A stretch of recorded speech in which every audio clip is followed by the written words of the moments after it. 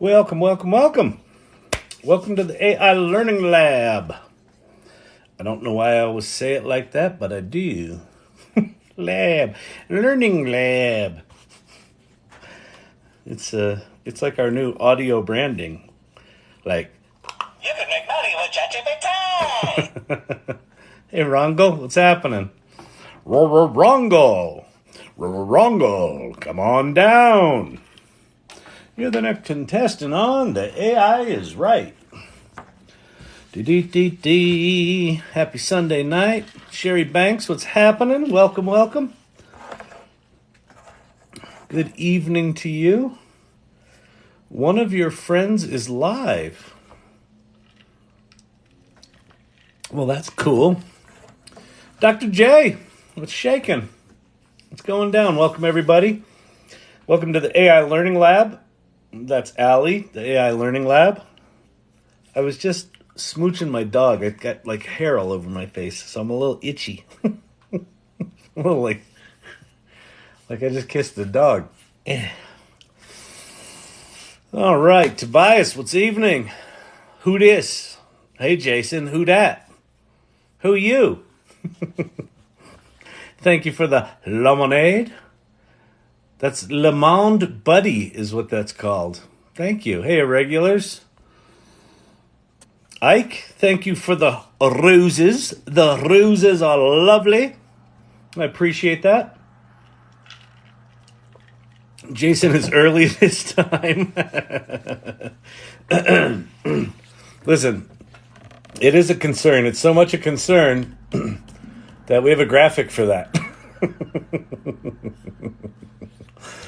Emilio's wife started this tradition. Oh, man. Dang, 105 people already. Oh, wow, there are 120 now. Wow. Welcome, everybody. My name is Kyle Shannon. This is the AI Learning Lab.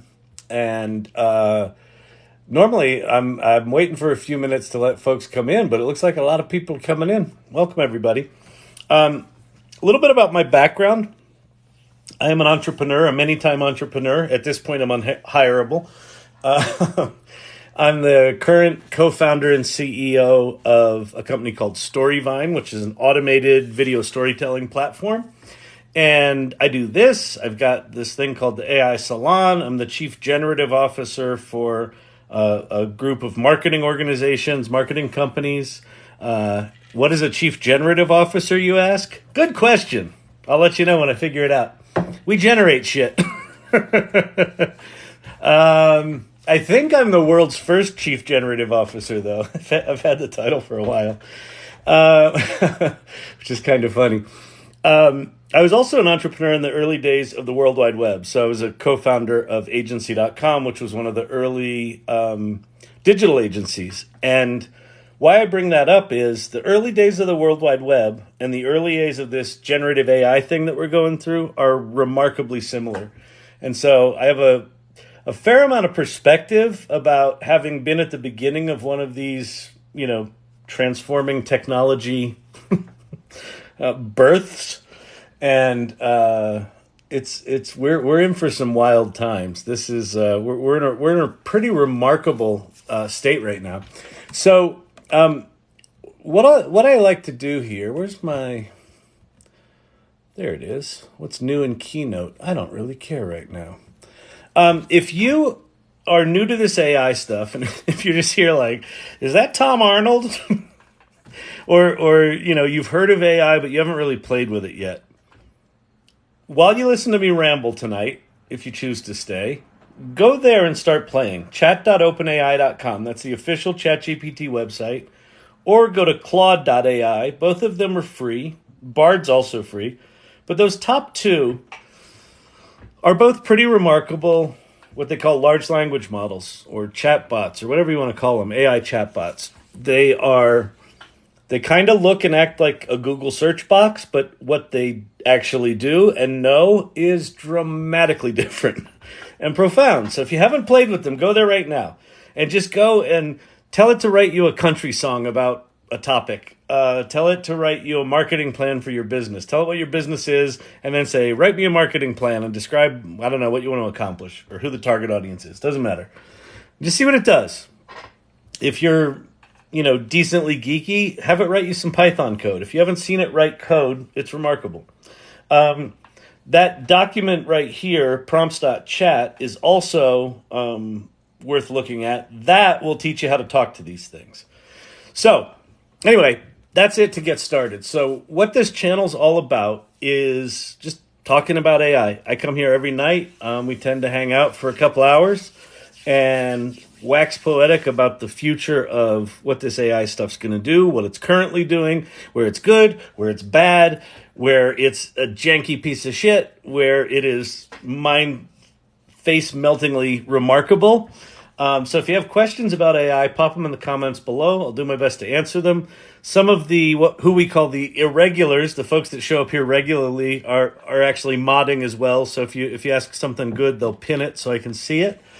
And that's about it. That's kind of how it works here. I've got a whole list of apps that we can talk about and play with and a bunch of other stuff. Two kind of promo things. Let me flip screens for a second. Two kind of promo things. One is that tomorrow night is the AI Salon. So we have meetings every other week for the AI Salon. It's a community that I created a year ago in December.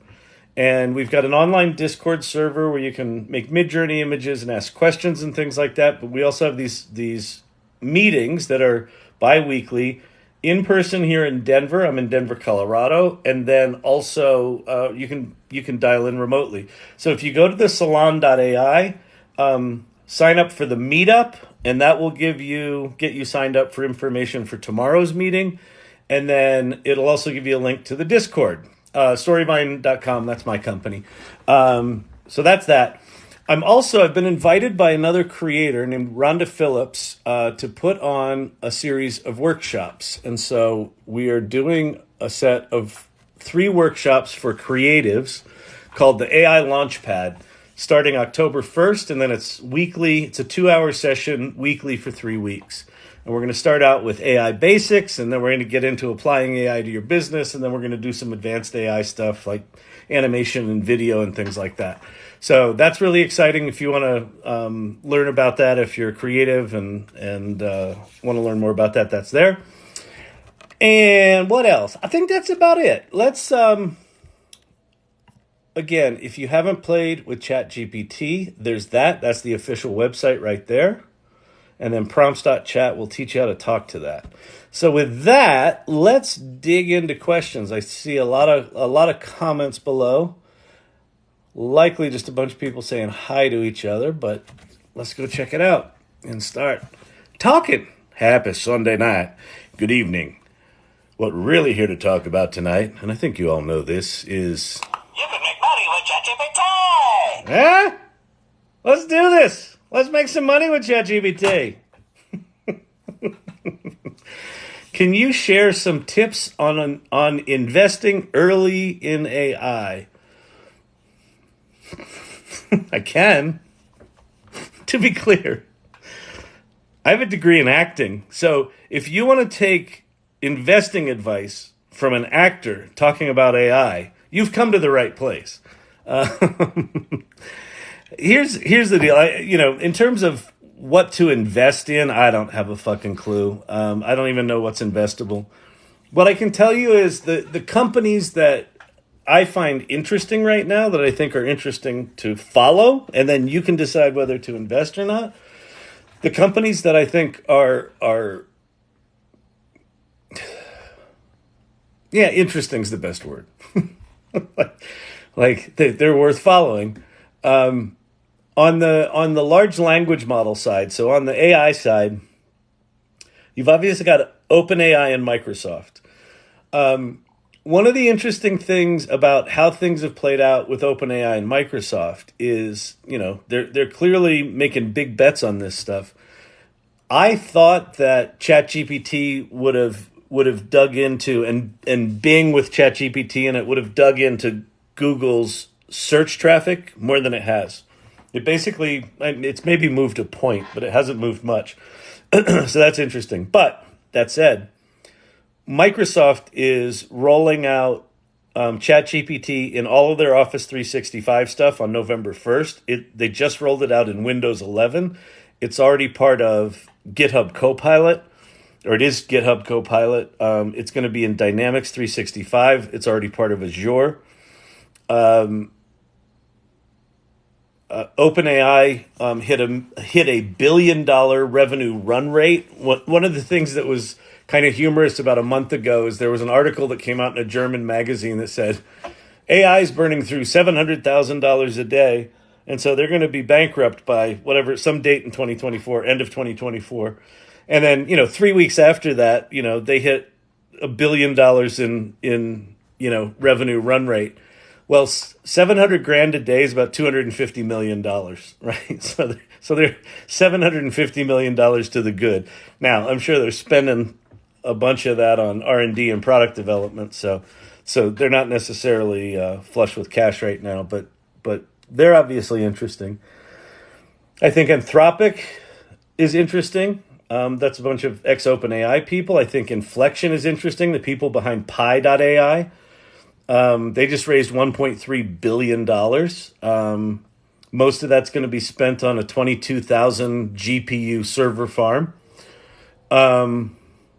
I think Runway ML is interesting, but there's probably going to be a lot of video companies out there, but they've kind of got the early share of mind for text to video.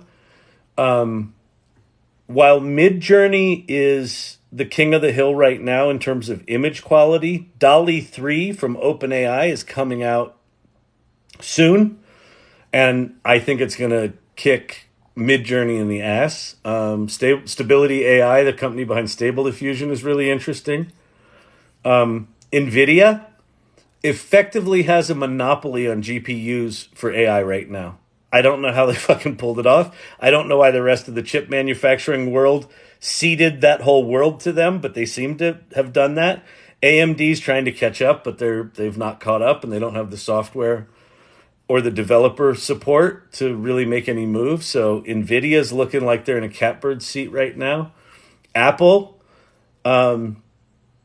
if you listen carefully to their announcements and their products, they are very, very quietly building an infrastructure to be able to do high-level machine learning on device, meaning you won't have to send your data off device to do all this magical AI shit.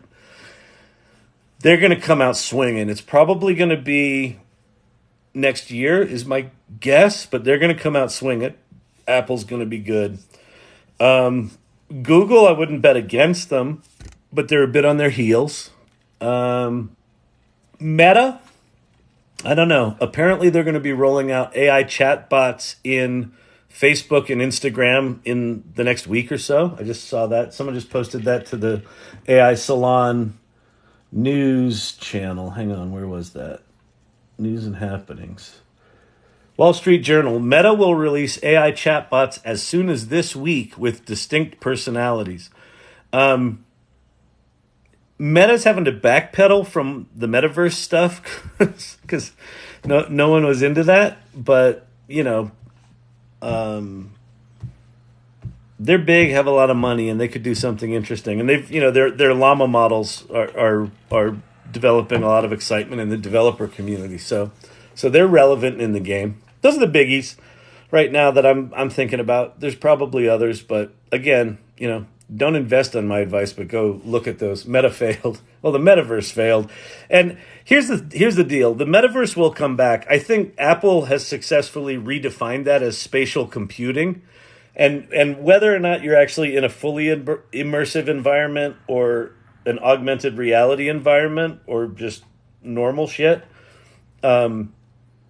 I think Apple effectively established that as spatial computing, that you can sort of dynamically switch between the real world and an immersive world. I think AI is going to drive the adoption of both blockchain and crypto and the metaverse-y kind of technologies. What does it take to start an AI company these days? A weekend? Seriously. Now listen. if you want to go start a competitor to OpenAI or Inflection or Anthropic, that's going to cost you about $1 billion minimum. That's probably your seed round. But if you want to just take these fucking remarkable technologies that are sitting underneath, ChatGPT and Claude and Bard, all of that technology is just sitting there waiting to be used.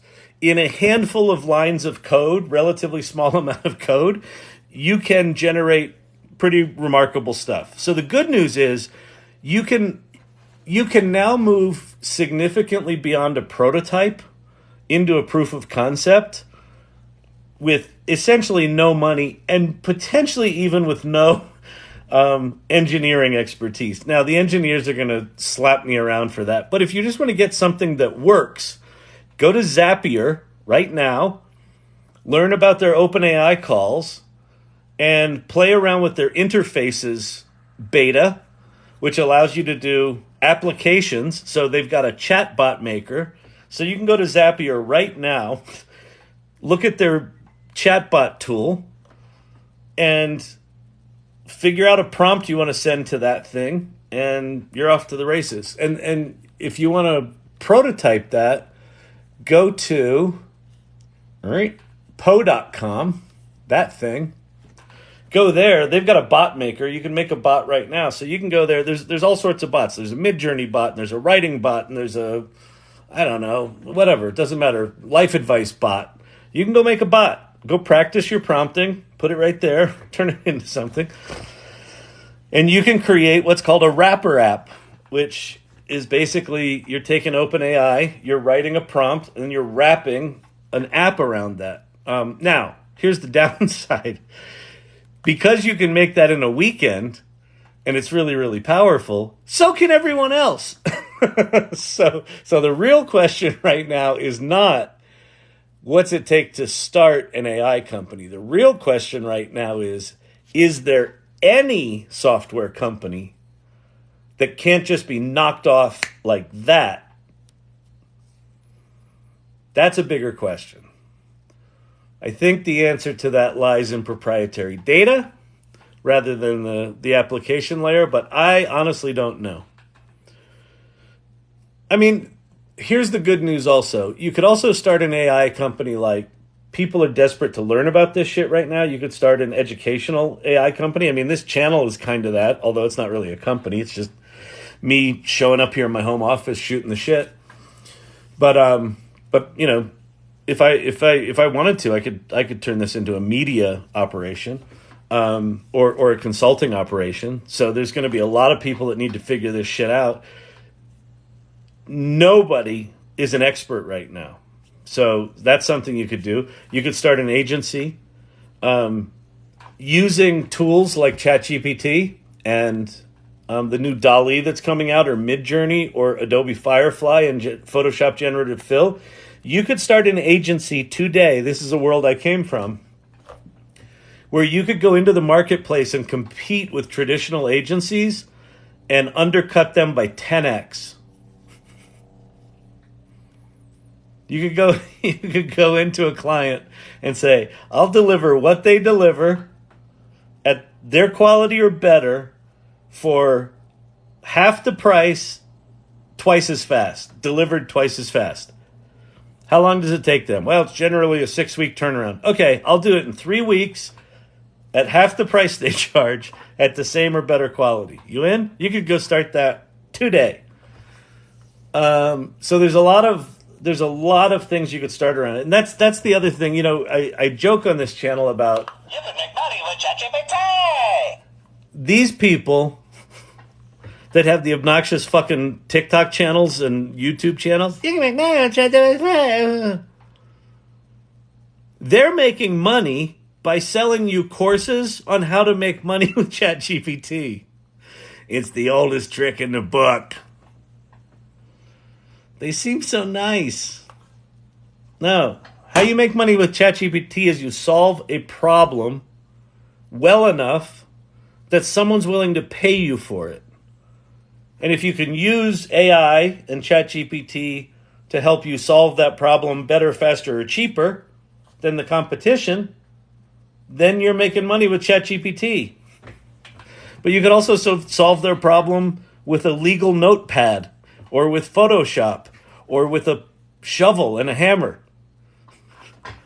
These are just tools.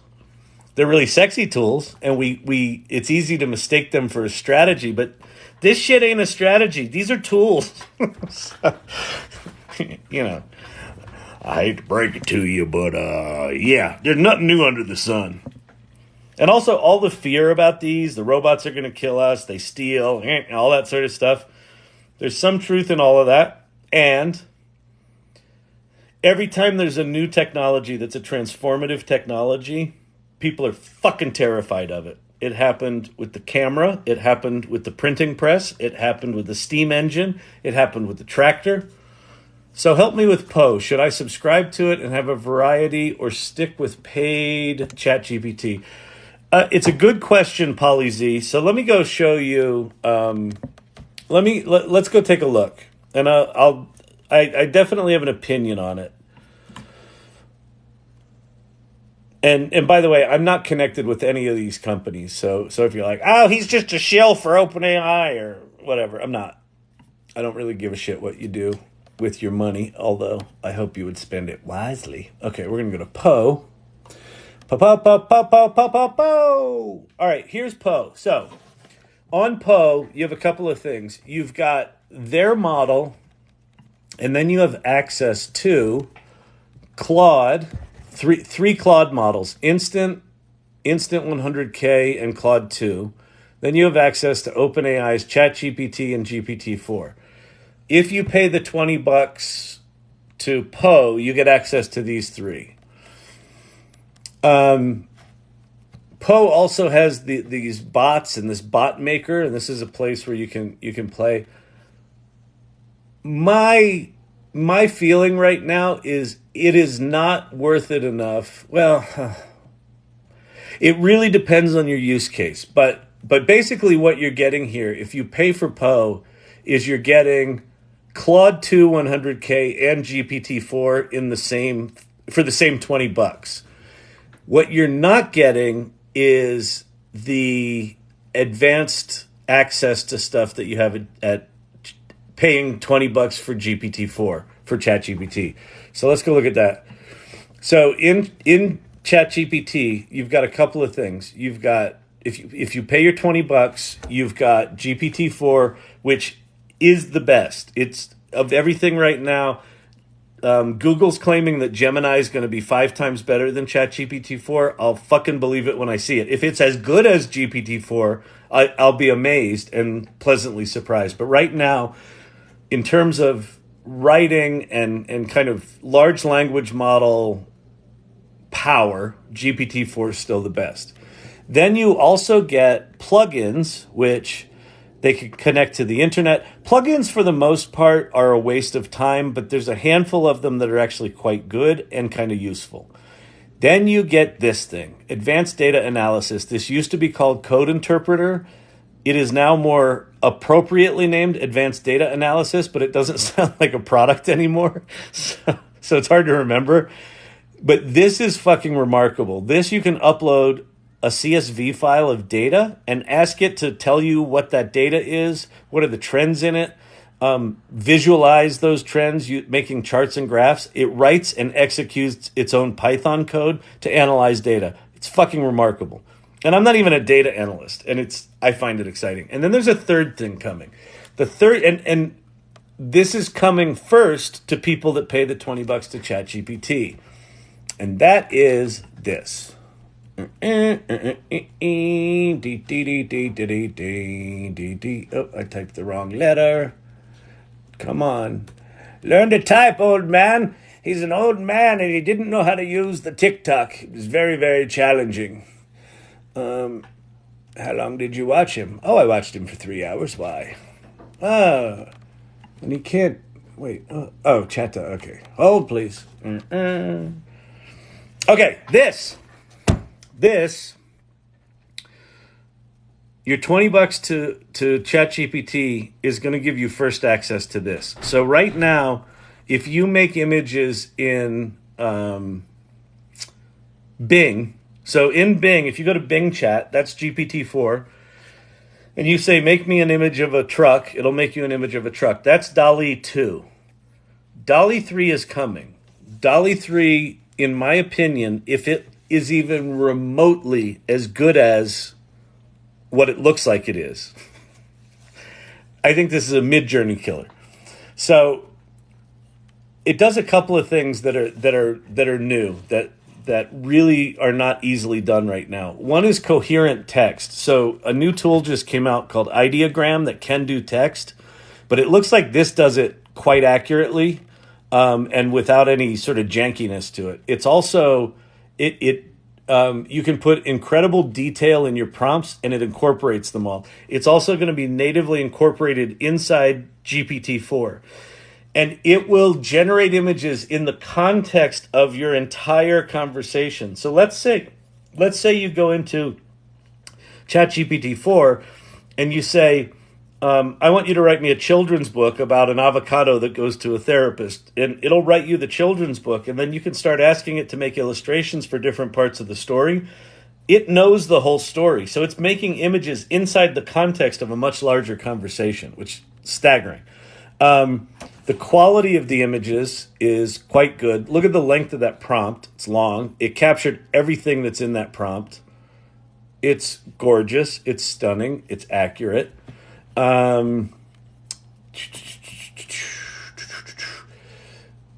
It basically, this is more showing off how detailed the image can be based on the prompt.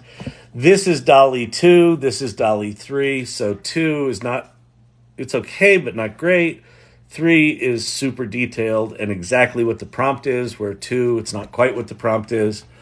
And then this, I'm going to show you this. This is quite remarkable. So if you've ever tried to make images in Midjourney or Stable Diffusion can do this a little bit with a thing called ControlNet. But it's this, you really have to work to get this right. Watch what this does. I'm going to pause this here in a second.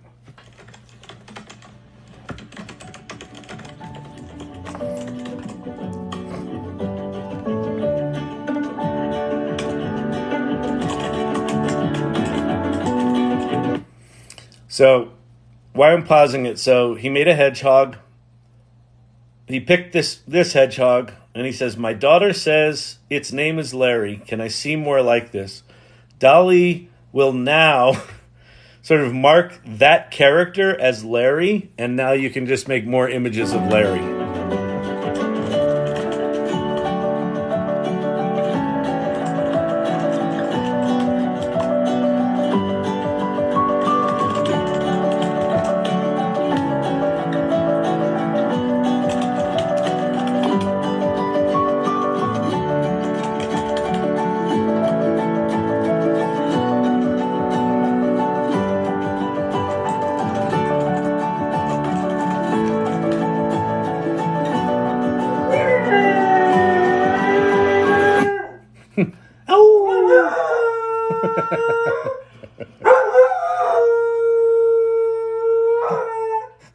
Champy likes music.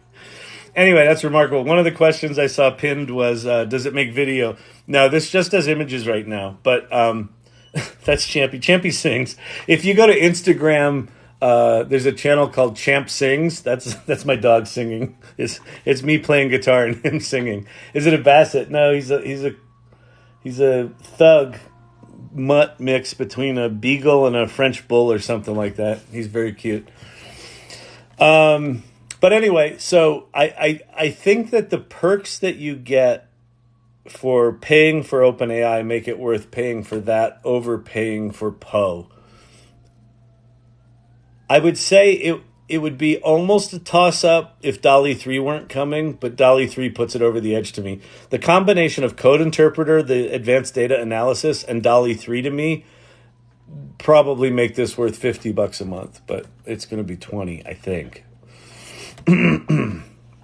Champy. Yeah, Champy he's a good singing dog. All right. That was a bit of a deep dive on should I pay for Poe or OpenAI. But that's what this channel's about is, I'll share as much as I know, And here's the other thing about that idea of, oh, he's got a channel. He's an expert. No, I'm not. No one. Zero, zero, zero people right now are experts. Zero. There are people like Ethan Mollick who have been doing this in such a focused academic way for long enough now that I would consider someone like him an expert. But most people talking about generative AI, not just AI, there's lots of experts in AI. Generative AI, the world post ChatGPT, starting last November. This stuff is so new and it's changing so fast that anyone tells you that they know what they're talking about is full of shit. So take everything I say with a grain of salt. If you know something better, please tell me. I learn at least as much in these lives as I share. Kyle, AI Salon is Tuesday, not tomorrow. Dr. J, thank you very much. So earlier I said the AI Salon is tomorrow. I meant Tuesday. It's mentally Monday in my head. Tuesday. So we meet every other Tuesday. This coming Tuesday is when the next meeting is, not tomorrow. You can come here tomorrow and we'll be doing this again. But the AI Salon, where we have lots of people talking, and it's a salon and it's all sorts of interesting discussions and interesting people, that's Tuesday. Thank you, Dr. J. All right, that was a huge help. Thanks for the detail, and thanks for the pup. The pup's the best. You know what's funny about a singing dog? So I play guitar and I songwrite and stuff. Since we've had that dog, I can't play guitar anymore because every time I start to play, he howls like loudly in my ear. So I can't hear the guitar, can't hear myself sing. But it is so fucking cute that I'm like, God damn it, I'm trying to sing here. And then he's like, oh, you just gotta love the guy. All right, my wife is Z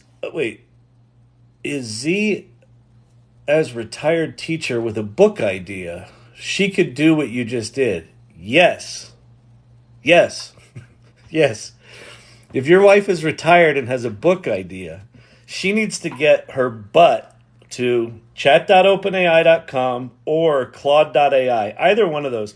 But seriously, for writing a book, ChatGPT is the best one. Pay the $20, get GPT-4. And then I'm happy to show it, but she can figure this out. If she hasn't written a book before, if it's really just an idea, people are on varying degrees of scales of their experience with writing. Like, I've written 7 screenplays, but I don't know a ton about novel writing. I could write one because I've written screenplays, but it's a very different thing. If you haven't written anything, then you're in a different place, right? A good way to start with these things is to start with have it tell you about different story frameworks that might help her organize her thoughts for her book. So don't just go in there and say, I have an idea for a book about a hedgehog named Larry that write me chapter 1. It'll be a shitty chapter 1. It'll write you chapter 1, but it'll be shitty. But if you start out and you say, hey, you're a literary coach and I'm a writer, and the first thing I want you to do is I want you to, teach me what are the different kinds of story frameworks I can use for my novel, and then it'll tell you a bunch of them. And then you can pick one, and then you can refine it and say, I don't like this part, I don't like that part. Then you can say, ask me a bunch of questions about my book so you can help me organize those thoughts, and it will do that. And so there's all sorts of cool ways to do that. What about copyrights? You have to mention the AI program. Well, you don't have to mention. So copyrights. I'm not a lawyer. I haven't even played one on TV. Copyright is a very, very murky area right now. Just using these things will not get you in copyright trouble, though there are lots of people suing these companies saying that it should. I don't think it will, for a lot of reasons, mostly having to do with how these things work. So just generating stuff is not going to get you in copyright hot water, likely, unless you tell it to actually plagiarize a certain author and, write something, that they've written, and it actually, I don't know, finds a quote of theirs or something like that, or it copies their whatever. You could get yourself in trouble, but just using it in and of itself won't get you in trouble. When it comes to you being able to copyright your work, that's a different story. The one thing I would say is you should document the shit out of how you use these things. Document every prompt, document your notes, have notebooks, because the bar that is being established by the Copyright Office is how much human interaction was there, how much human contribution was there. So when I work with ChatGPT, maybe 3% of the time I say, give me something, it spits it out and I use it. But almost never. Most of the time, I have an idea, I've jotted some ideas down, and I'm like, oh, let me throw this in ChatGPT. So I take a beginning idea, I toss it in there, I say, help me refine this or expand it or this or that. Or I have an idea about blank and it writes that out.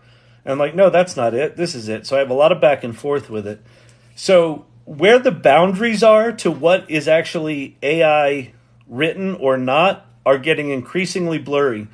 Google, a week and a half ago, released Duet for Google Workspaces. So within Google Docs now, you have this button called Help Me Write. That's AI. November 1st, Microsoft is launching Copilot within Microsoft Word, PowerPoint, Excel, all that sort of shit. So you're going to have AI within Microsoft Word. So you're going to be writing your book, and there's going to be a little button there, help me write this, help me write this, help me write this. So where the boundary is of what's pure AI written and what's pure human is going to cease to exist very, very quickly. If you want to copyright something, you're going to have to be able to prove to the Copyright Office that you did it. So, at least they're doing that with graphic novels and things like that. I mean, I know technically when you write it, it's copywritten, but when it comes to getting the Copyright Office to do it in a registered kind of way, your ability to track your contribution is going to be the key. Did you see HARPA for creating timestamps for video? No. Let me see that. Let's go look at HARPA. Sounds like DARPA. HARPA timestamps video. Compilation of rare U.S. postage stamps. Thanks, Bing. Jeez.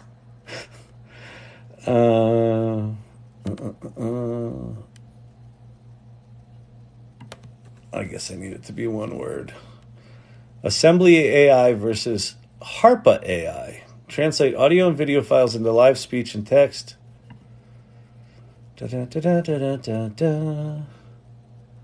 What is this weird? Oh, this is a weird. Oh, God. I'm so sick of sites that are not actual sites.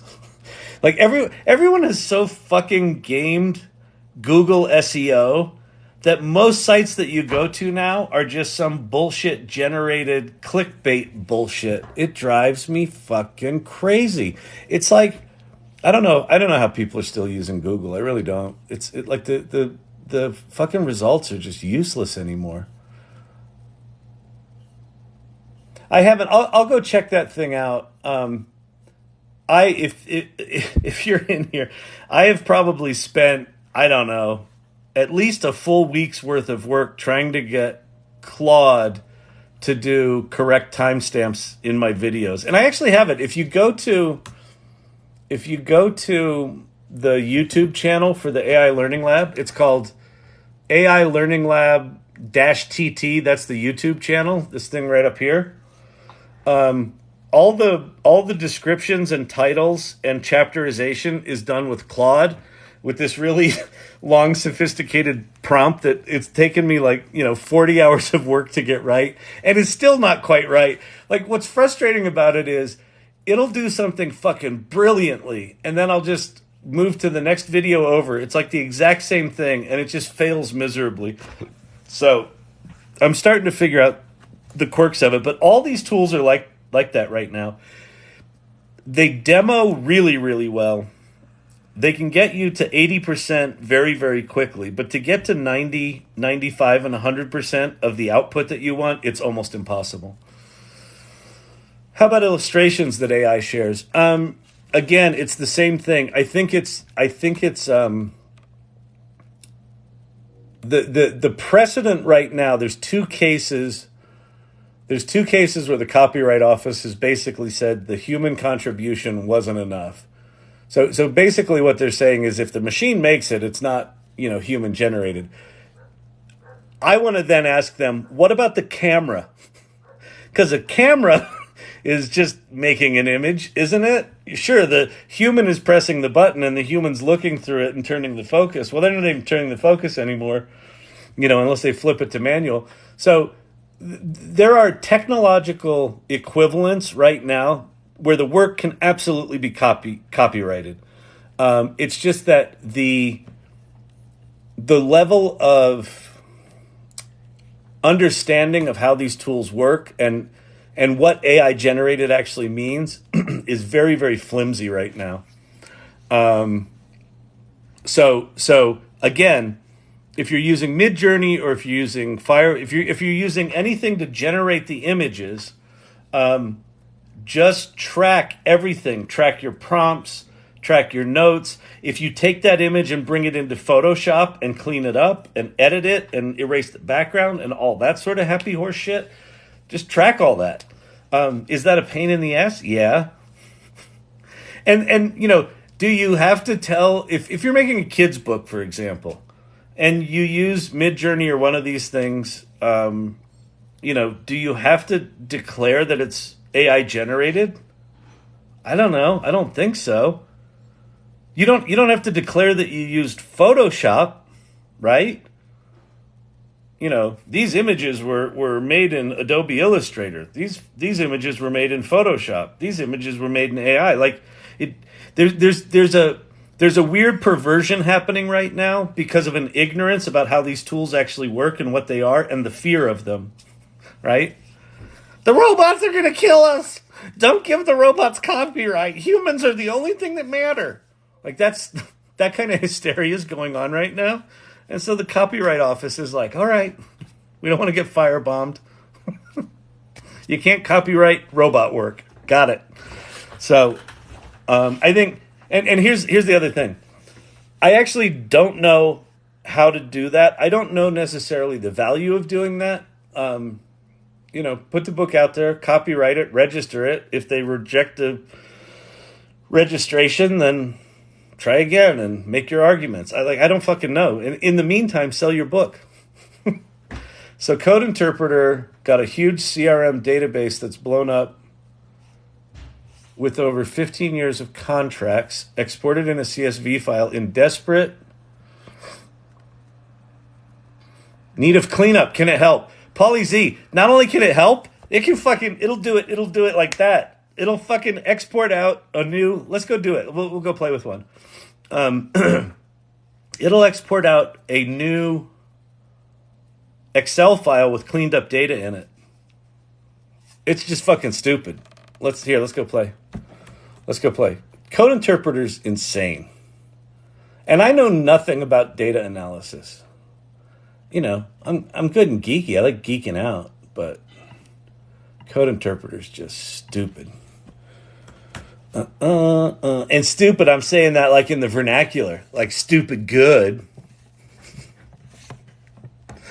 I don't know. I was very confused. First he said that Code Interpreter was good, but then he said it was stupid. He's very inconsistent. I don't understand him. All right. So you go to advanced data analysis. We'll go to a place first. I wonder, this will be interesting to see. So as a non-data analyst, I always wondered, where do you get data? Because I know you can get it from, spreadsheets and shit like that. But like, if you want a big pile of data to play with, where do you go? Well, there's a site for that. It's called Kaggle. There's probably many others, but this one, Kaggle, and you can just go ask for data. So let me see. I wonder if they've got something in here called dirty data, data sets. What did you say it was? What kind of data was it? Can someone repin that comment about asking about code interpreter? Whoever pinned it.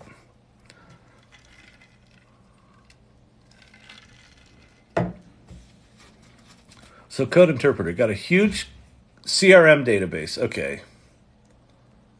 Can it help? That's blown up with over 15 years of contacts exported. Okay. So let's go here and we'll go. I'm going to search for dirty CRM data.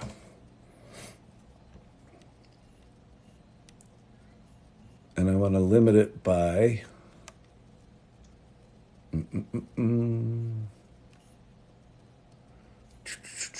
I don't want a notebook.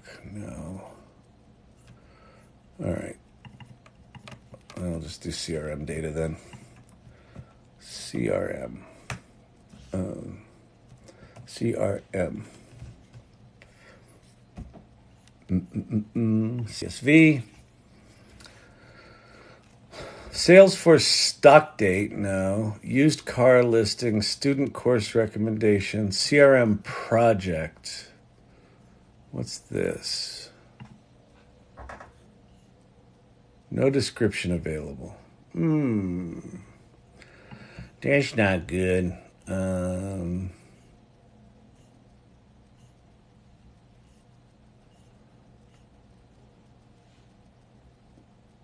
Salesforce CRM Instagram liked.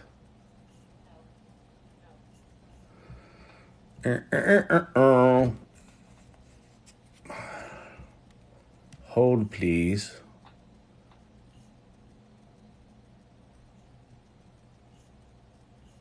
Yeah, it's not finding anything. All right, let's just go find. We'll go find. We'll say. Let's see. Consumer behavior.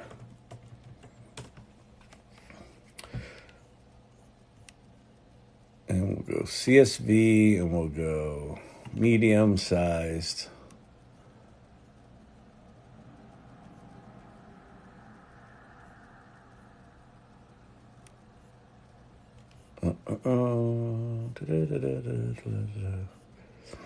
Beer data analysis. Oh, it's 144 megabytes. I think you can only have up to 100 megabytes.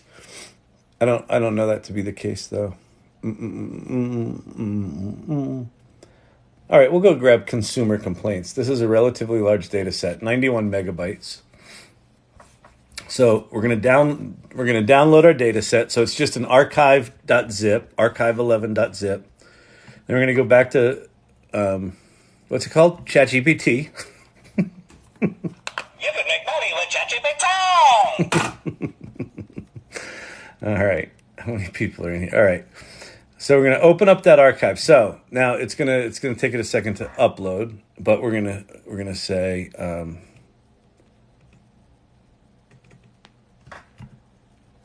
come on, Siri, give me my microphone back. Hey Siri, go away. Okay.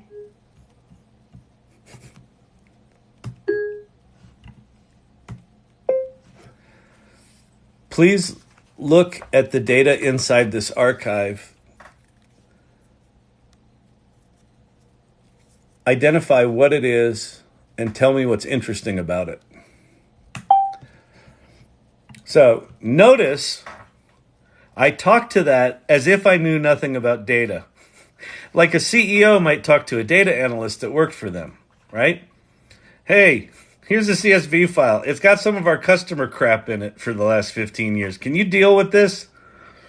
That's essentially what I did. Now, what Code Interpreter's doing, I mean, this is fucking mind-blowing to me. Every time I demo this thing, it just, the only thing more remarkable than demoing this is the amount of fingerprints on my computer. But look what's happening here. So it says, let's start by extracting the contents of the uploaded zip file archive to inspect what's inside. And if I open up this little box of what it did, Here's the Python code that it wrote and executed for itself. It imported a library, wrote the code, and then exported the the list of files that were in it. Then what did it say? It contains a single file named consumer complaints. Let's load a sample. So date received, product, subproduct. So there's a whole bunch of shit. There's a whole bunch of points, interesting points. The product, issue, and company columns can provide insights into the most complained about products. State and zip might be the locations, date received, company sent. Next steps, we can perform a more detailed analysis. Here's what I'm going to ask it for you. Can you look through the data and identify any inconsistencies that would require data cleanup before efficiently moving forward? Certainly, data cleanup is a crucial step in preparing the data set for analysis. Let's start by loading the entire data set and performing an initial examination by identifying missing values, duplicate rows, inconsistencies, and any anomalies in the data. So it is prompting itself to solve the problem, right? So if you upload your CSV file into this thing and say what you know the problem to be, you can tell it to go find the problem and then tell it to fix the data and export it as a new CSV or as an Excel file. All right, so let's see what it found. Missing values. Some columns have missing values such as subproduct, blah, blah, blah, blah, blah. No duplicate rows were found. Data types are of object data and should be converted to date time for proper handling and analysis. That's a big one. Inconsistent categories, miscellaneous, recommended for data cleanup. Would you like me to perform these data cleanup steps? Watch this. Yes, please. And then could you save the cleaned up data into a new CSV for me so I don't cry anymore?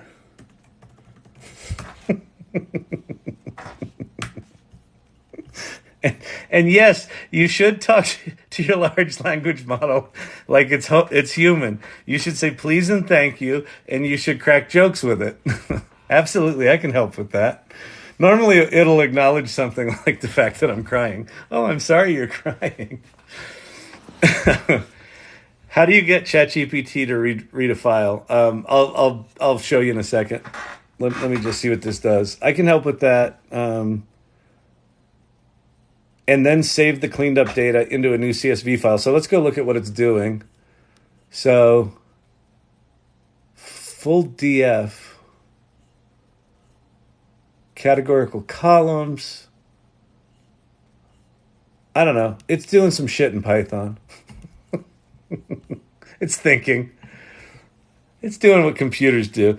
So how you upload the file? There's when you go into advanced data analysis in ChatGPT, there's a little plus button right here. That's how you upload the files.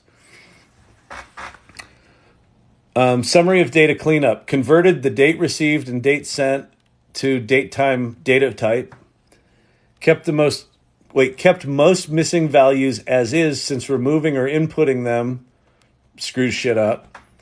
Converted appropriate columns, blah, blah, blah. But look, download the cleaned up consumer complaints CSV. So if I click on that, starting download.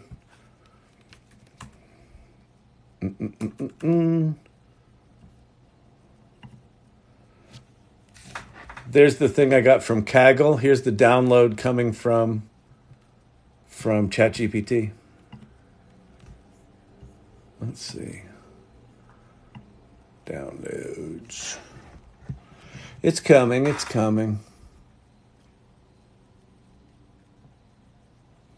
Their upload and downloads are very slow because, they're changing the world. They're not focusing on upload and download efficiency apparently. Since since everything's going to be different. But anyway, I'm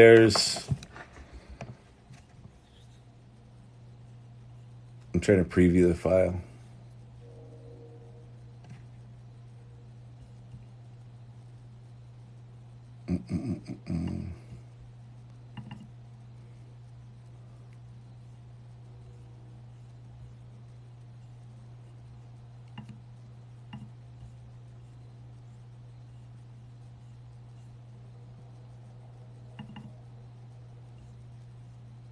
And it's opening. It's a giant file. Anyway, so yes, it can.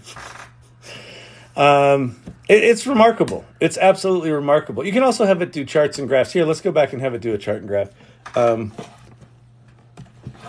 Can you identify a trend in the data that you think is particularly compelling and recommend a way to visualize that will bring that trend to life for someone who doesn't understand the data?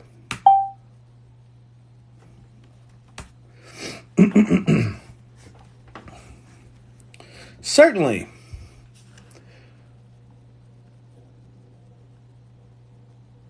It's going to do a stacked area chart. It's a little hit or miss with the charts if it doesn't pick the right data.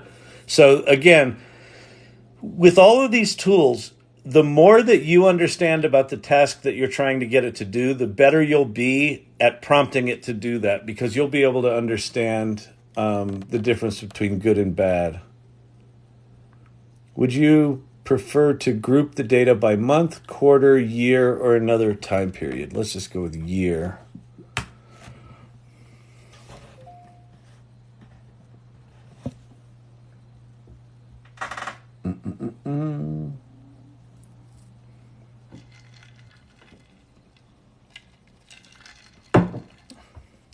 Kyle, the camera is trying to focus on your hand and not the screen when you point. I know, Clint. I have a bad habit of doing that.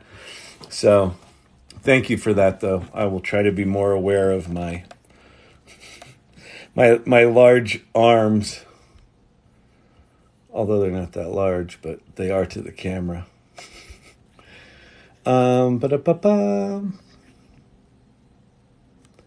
So it grabbed some data. It organized it by year. It seems there was an error because the NumPy library wasn't imported. So that's the other thing it does is as it makes mistakes, it'll identify the mistake and then try something else. And there you go. There's your chart. I mean, look at this. It wrote the Python to make this chart. I mean,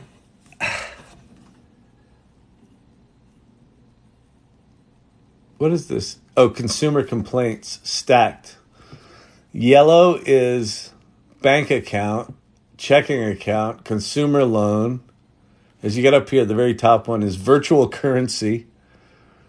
So what's this? Number of complaints. Oh, look at this. This is awesome. So virtual currency, the number of complaints were super high, and then crypto crashed, obviously, at this point. This was like 2016. It was super high. It crashed in 17. There's probably another version of this where it goes back up. That's really funny. So there you go. Crazy, right? Crazy, crazy, crazy, crazy, crazy, crazy.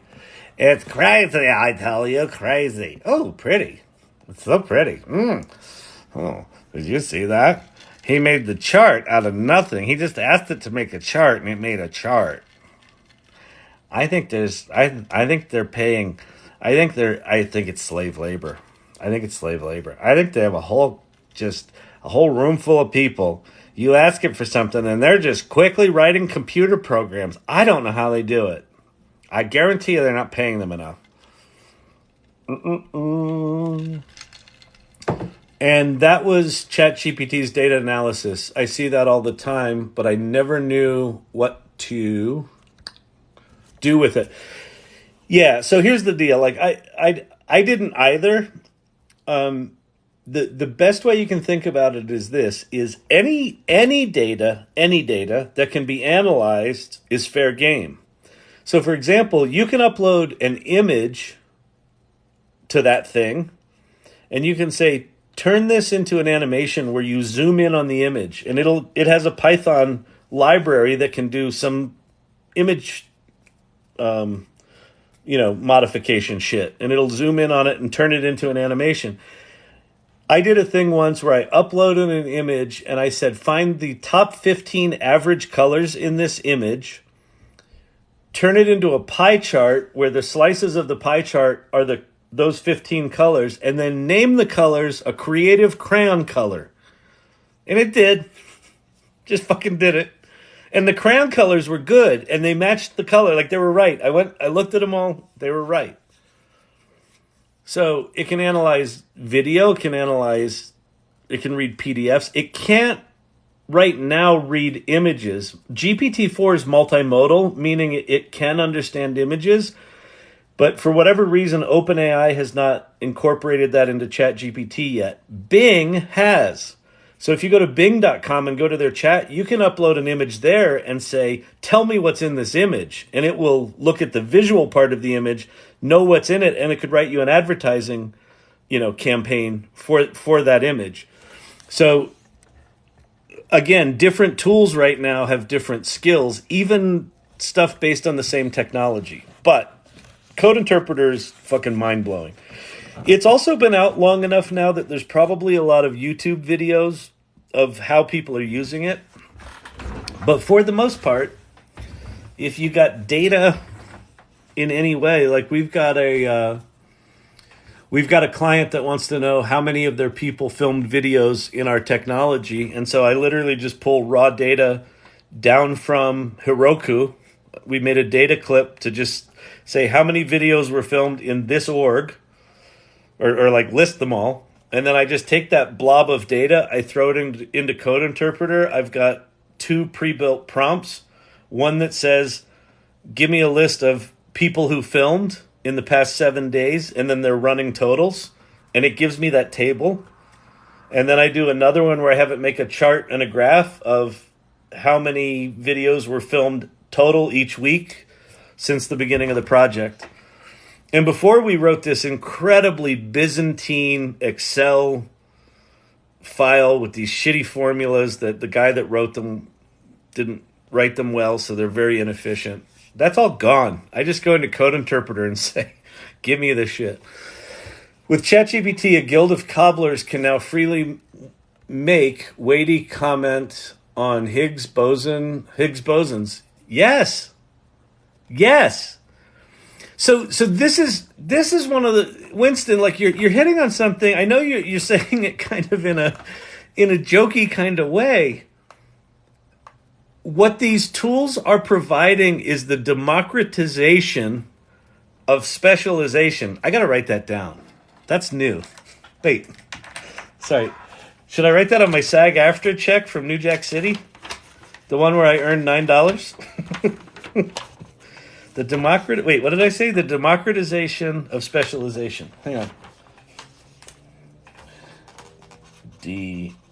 Democratization of... That feels like an article, doesn't it? Here's what I mean. I don't know shit about data analysis. I don't know shit about cleaning up data. What I do know is that if you have data that's not clean, if you have data that's inconsistent, and like you don't have the date format all consistently done, or in the case of the CRM data that was asked about, you can't analyze it because the data's broken. That historically has taken either really expensive software or really expensive people to literally go through and clean up the data. Or someone who knows how to write scripts to go do that, right? And now you just ask for it and it's done. And then the analysis, and then the coding, the Python coding to create that chart. Could I learn to do that? Yeah, if I took the next month or two and learned enough Python and learned about visualization libraries and learned about... First of all, I have no fucking interest in that. And second of all, I don't have 2 months to solve that, right? So I either just go without. And so what's happening with these tools is within a very short amount of time, like weeks, days, hours, or minutes, you go from complete ignorance to being able to do the thing, right? Make images. Oh, I'm not good with photography. That's okay. Mid-Journey. Make me a photo of, oh, that's pretty good. ChatGPT. I know that I read in college once there's a story framework that involves a cat. Oh, you're probably referring to Save the Cat. Here are the things of Save the Cat. Yeah, that's the one. I have an idea for a book. Could you help me put it in that? Sure. What's your book about? Here it is, organized in Save the Cat structure. Oh, okay. Now all of a sudden you're a master story structurer. So all of the specialized tactical execution that we all went to college for, right? You generally learn in high school to figure out what you're interested in. And then unless you're a liberal arts major, you pick something. Computer science.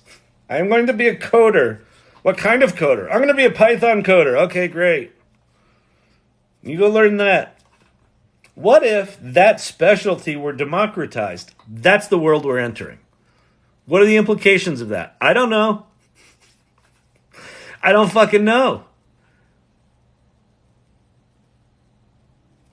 I know that I just wrote an article called Lateral Play. And I forget what the subtitle is, but it basically talks about the idea that for what I need to do for my work, I've got a set of skills that I have. And then if there's anything outside of that, I either go hire someone or whatever. Now I can just go play laterally. I can go play outside of what my work needs. And it feels like play because I'm just playing with it. I'm like making code and I'm making pictures and I'm making music and I'm making video and I'm doing all this lateral stuff that feels like I'm cheating on my business. And then I'll have a problem in my business and a client will say, I really wish I had something that did this. And I just played with that. And I'm like, holy crap, I can do that. I know how to do that because I played with this thing over here. That's a specialty that I wouldn't have touched. I wouldn't even considered touching previously. And now I can just go do it. All right. Hang on a sec. Can AI create 2024 schedule for something done in 2023? Wait, bring that back up again. Oh, that Mandarin video, I assume it's not done yet. I haven't paid for it. Let me go look. That was from HeyGen. I'll show people the Italian again, but all of the people that have been here before are going to kill me.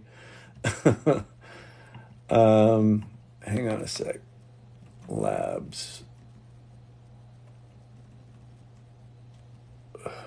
labs.heygen.com/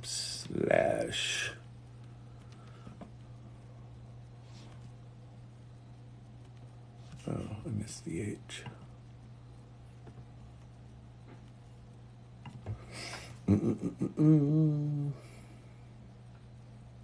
I'm now 43,000th in line. I started at 79,000th 3 days ago.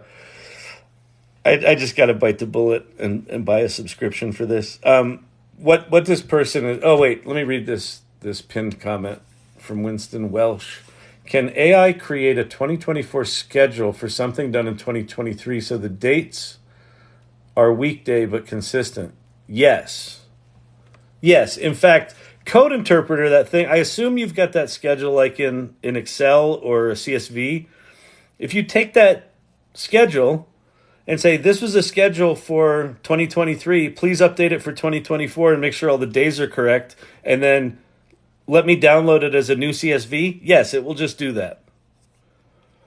Can it proofread a book I am writing if I upload my file? Yes, although, yes. There's two tools that you could use. You could use Code Interpreter. You could use the Advanced Data Analysis. Just upload your book as a text file would probably be easiest. There's weirdness with PDFs with all of these tools right now. Because here's the problem with PDFs. PDFs are not simple documents. Some PDFs are text only. Some PDFs are a combination of text and images. Some PDFs are images only that look like text only, but they're images.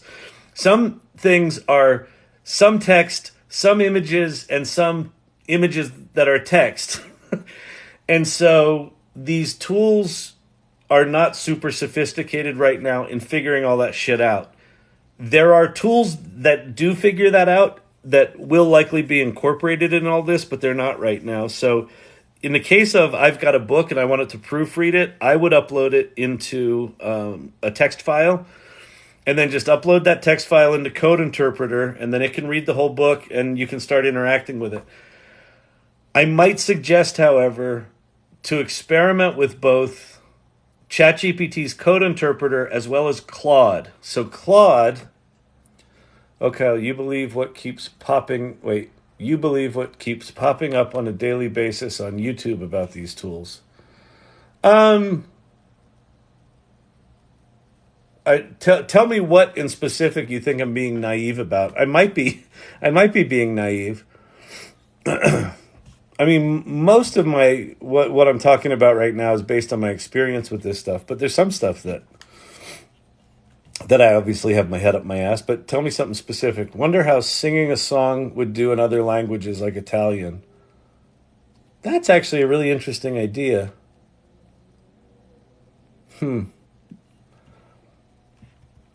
What was I going to go look at? I forgot to ask. Did you see about the Chinese avatars selling 24/7? Yeah, in email with video. I didn't see the one that you sent, but I did see that. I saw it on. Did I see it on TikTok today? Or it might have been a TV, like a news channel. No, I think it was on a TikTok.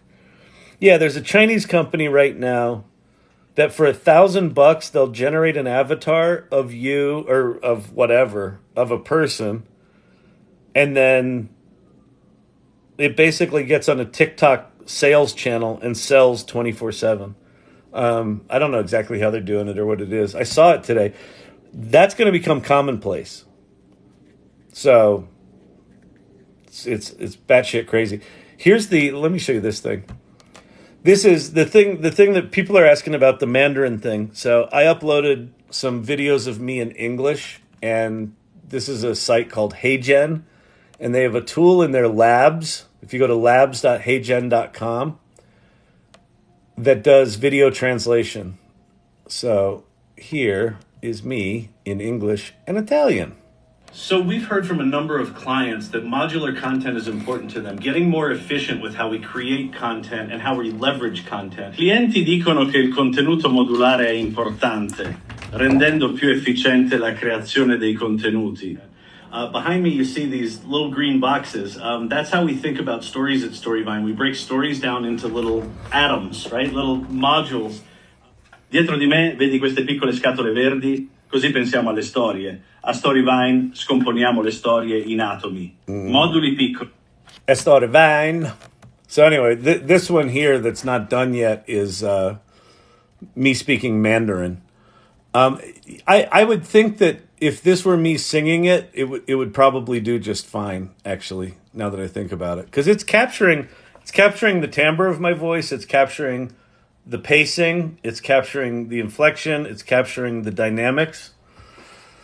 So singing is just talking with longer vowels, so I think it would work. But let me go. Oh, I need to check something here. I'm checking for... Where is that? Oh, settings, moderators.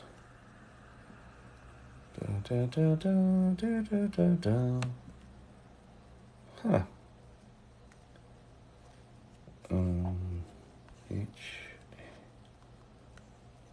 Add. Huh. There you go, Herod. I just added you. I added you before, but maybe I didn't hit save or something like that. All right, you should be a mod now. All right, when I use my free ChatGPT and I ask it to give me some social media data, it doesn't know. Okay, this is an important thing. Thank you for that. It doesn't know current data. Why? Okay, so hold. Okay.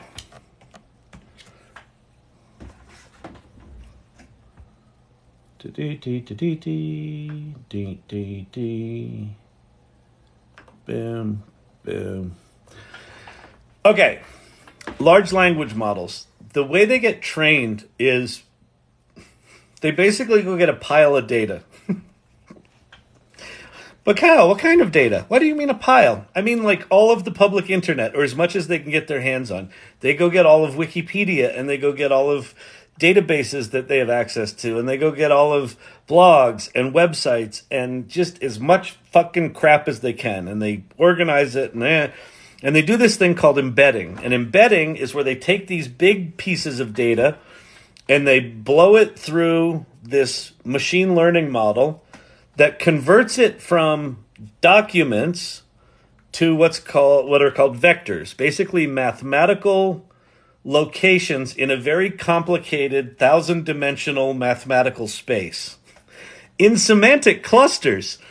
So basically they'll take words like the word dog. This is the best way I can remember it. The word dog probably to most people means the fluffy thing that runs around the house that you pet, right? And so like domestic pets is a semantic clustering where the word dog could live.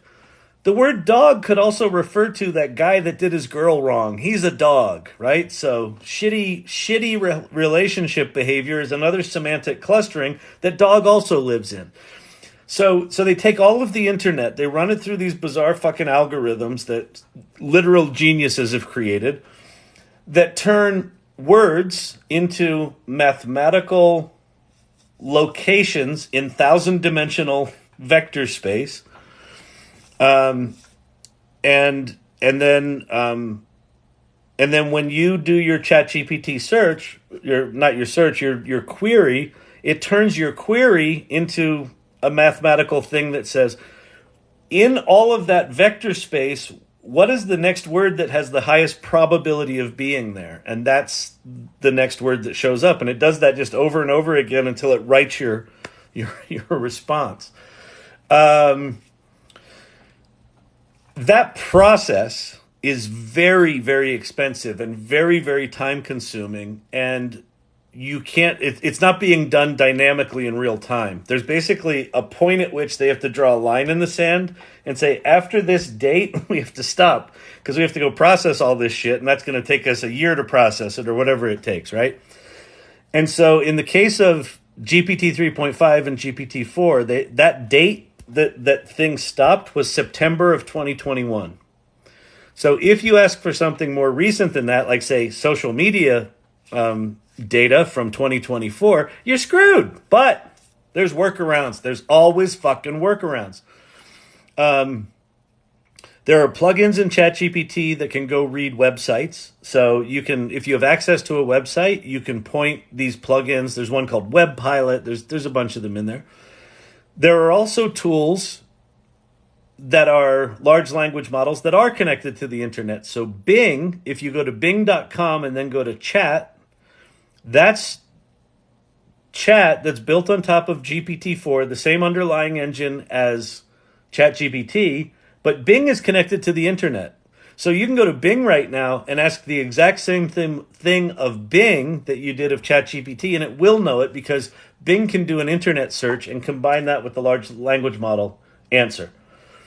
Bard is connected to the internet. Pi is connected to the internet. Poe, most of their models are connected to the internet. Oh, wait, are they? No, they're not. That's a lie. Strike that on Poe. I don't think Poe's are. Pi, Bing, Bard. Right now, those are the biggies that are connected to the internet. Do you have a list of those plugins? ChatGPT always tells me it can't use the internet. Yeah, so we can go play with that. I'll just show you. There's only really one that I use. The plugins, for the most part, are kind of a waste. But, Where did I put my little tab? I don't know. We're going to make a new one. We're just going to make a new one. You know what we're going to do? We're going to go ahead and just type in chat.openai.com. Like we're heathens. We're just going to type the URL in rather than clicking on a tab because we're not lazy. We're not lazy here at the lab. We're not. We're a little lazy. We're pretty lazy. We like clicking on shit. Okay. So if you go to plugins, right now it says I've got no plugins enabled. So if I click on that, here's a list of plugins I have installed. Now, installed and enabled are two different things. Installed means I selected it and said, that looks interesting to me. Enabled means it's turned on. You can turn on a plugin. You can turn on up to 3 plugins per chat. I, for the most part, only turn on one just because basically what you're doing when you're turning on a plugin is you're saying, I'm going to create a little mini application that does this specific piece of functionality that I need.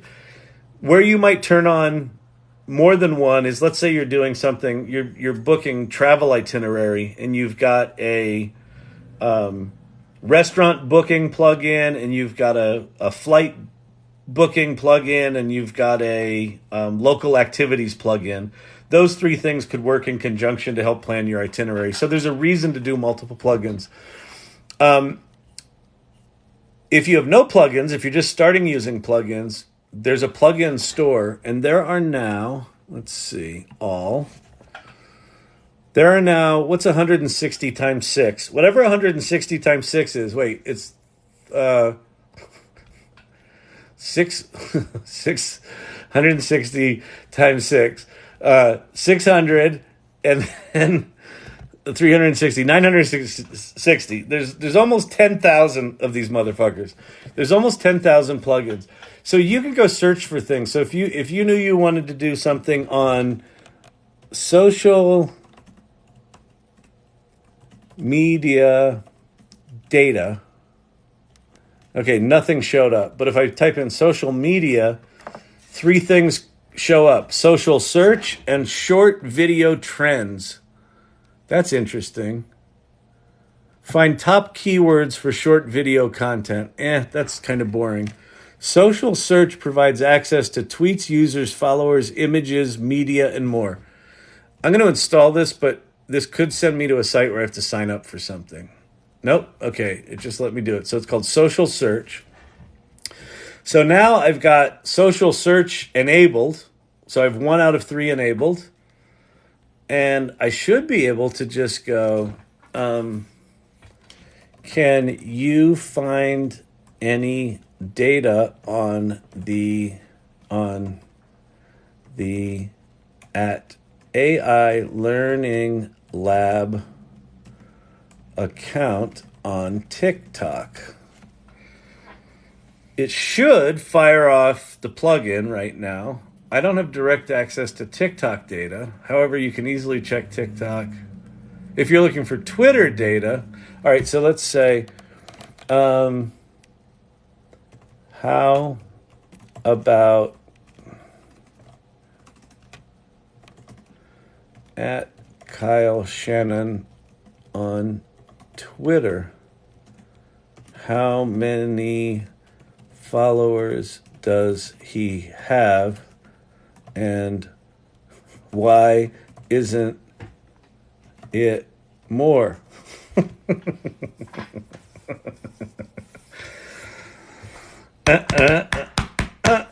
I spell it right? I did. I spelled it right. Let's see. This should be awkward. I have 1,697 followers. He describes as someone else creating community and passing knowledge in generative AI. He's the co-founder of Storyvine, located in Denver. He's tweeted 4,800 times. He's following 2,000 accounts.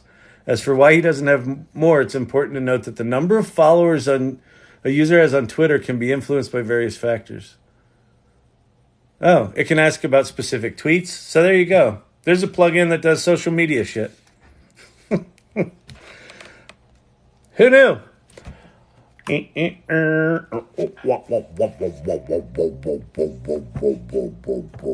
Yeah, someone just had to comment down in the mud. Yeah, we're getting down in the mud. Down in the mud today. We're getting detailed. We're going down there, down, down, down. All right, what's the best way to write a useful prompt? Are there tools that can help? So I'll give you a starting point. Honestly, this is the shittiest answer, but it's the real answer. I wish I had a better answer right now.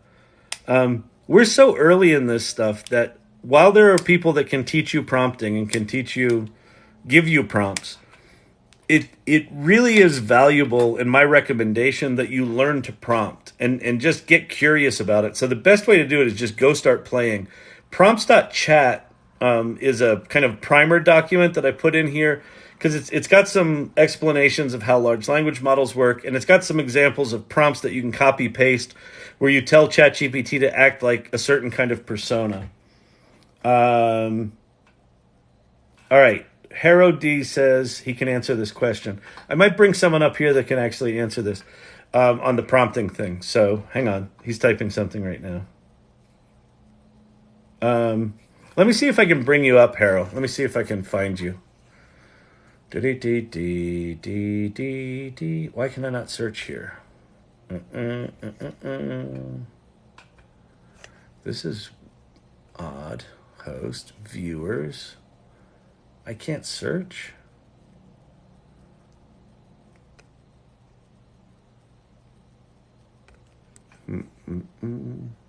Oh, there's Harrow. Invite.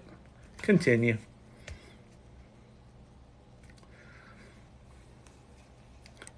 He doesn't have enough followers. Me? On Twitter? Yeah, I'm not active enough on Twitter to know. Hey, Harrow. Hey, what's up, man? Or Herod. How's it going? Is it Herod? It's Harold, Harrod, uh, Christian, Herod. Joseph, whatever works. All right, fine. Um, so you say you can answer this question about what's a good way to get into prompting. You want to jump in? Yes, because it's the most simple thing ever, and it just slips by people constantly. So the best way to learn how to prompt with ChatGPT is with ChatGPT, because Ah, there's great. no other platform you can use that's going to understand what ChatGPT wants out of a prompt other than ChatGPT. So really, it's as simple as just asking it. Keep one of your tabs, one of your instances of ChatGPT open as kind of like a prompt generator for all of your other things that you're using it for. Just ask it, hey, this is what I want to do. How could I form a prompt that would get me this specific type of output? Or this type of response going. Just let ChatGPT do the work for you. It knows what it wants. You just got to ask it for it. Yeah, no, it's a perfect contribution here. There's Ethan Mullick about 2 weeks ago put out some research. He did a post on some research that not only found that you can use ChatGPT to write the prompts, but it's better at writing prompts than people who are really good at writing prompts. Like it writes prompts Exactly. better than humans. It's really good advice. That's awesome. All right, so I just want to throw that in. Thanks a lot, Kyle. Perfect. Thanks a lot, man. No See you problem. later. All right. Bye bye. Cool. Awesome. Thank you very much. All right. What other questions might you have? Yes. Let's do that. Let's do that. I use ChatGPT until I encountered Stun Spot. So Dragonfly Alchemy, who's an irregular here, that was awesome, Herod D. Yeah, we can do that again. That's really good. Dragonfly Alchemy. I used ChatGPT to prompt it until I encountered Stun Spot. Recommend y'all check it out. So it's a Discord thing called Stun Spot. Stun Spot prompting. I'm gonna go join it.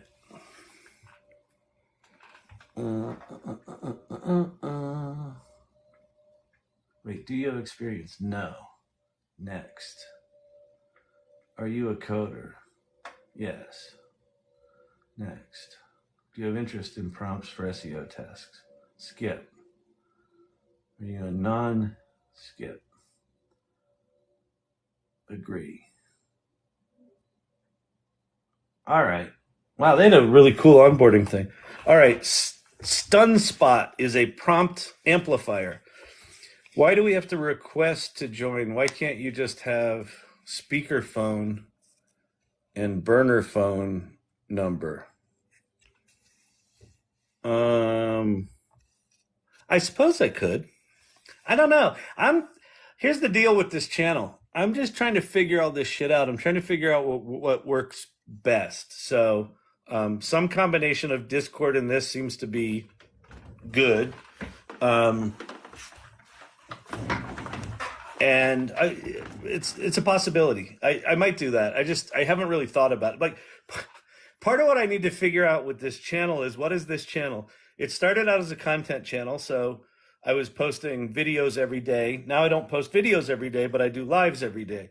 And this seems to be valuable, but people like the videos as well. So I try to do those when there's big stuff. I have a big idea, or I have an idea that's big to me, or some big news has happened. Right? There's some new tool that comes out. So that's when I try to do the recorded videos, and then these lives. I'm just trying to make these as conversational as possible. Which, if it's just me talking, you have a good point. But it's just like that because it's just like that. Good trick to get Kyle to sing.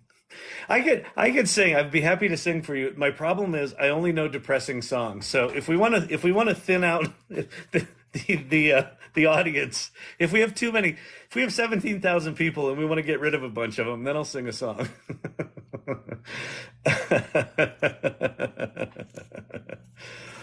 Oh man.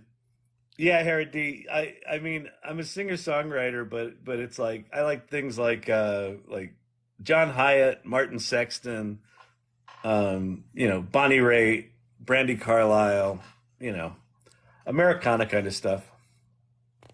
I have ChatGPT Plus. How do I see the plugins? That's a good one. This is easy and a flippin' pain in the ass that they do it this way because people pay for ChatGPT Plus because someone told them plugins were cool or code interpreters cool, and then they fucking hide it. So here's how you do it.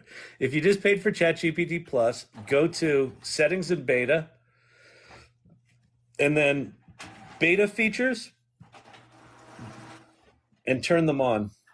So you have to explicitly turn on plugins and advanced data analysis. This used to have the connection to the internet. It was called Browse with Bing.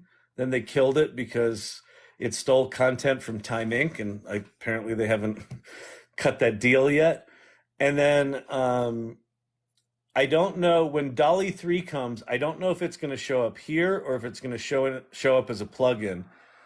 Abran, who's one of the OpenAI evangelists, did a video a week or so ago where he said it's going to show up as a plugin. So if you go to plugins, Dolly 3 may just show up as a plugin. So I'll go look for Dolly right now. DALL. Yeah, there's 4 Dolly plugins and none of them are Dolly 3, so it's not there yet. But anyway, that should help. That should help. Oh yeah, you know what I'm saying. All right, let's see. Burner phone.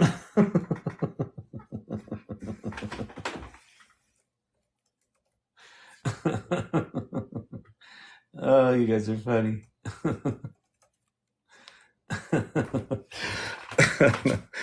Oh, I gotta install the internet on my phone because I got the internet on my computer. Hey, Marge, do you know how to install the internet on the phone? I'm trying to get the TikTok working. It ain't working. I gotta install the internet on it. Is this thing on? Am I talking to anyone? Is anybody in there? Hello? Hello? Isn't it cute watching the elderly trying to teach each other how to use computers? All right. Pretty much caught up, Kyle. Okay, cool. What's the best way to write a useful prompt? We did that one. Do do do do do do do do do.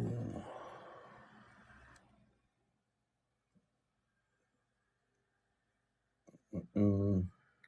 All right, Dragonfly Alchemy's posted in here about Stunspot as well. I'm excited to check out Stunspot.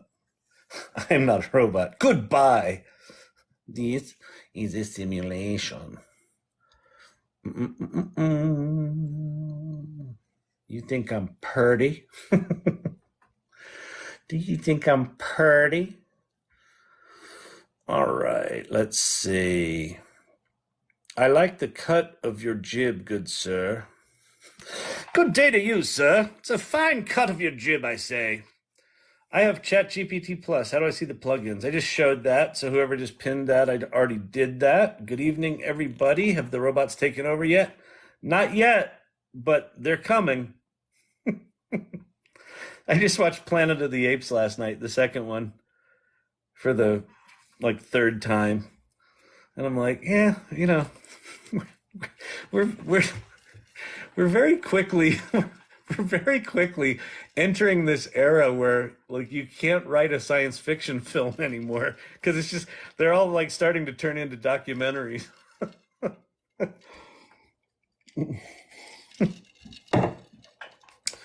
Saw there was a tentative deal to resolve the strike. Yeah, I saw that too. And then or I heard there was one coming. I didn't know it was a tentative deal. But I did hear that the SAG strike, the sticking point is AI, language about AI, which for SAG in particular, I feel like it's easier with writers somehow because writers are still going to put their name on something whether or not AI helped them write it.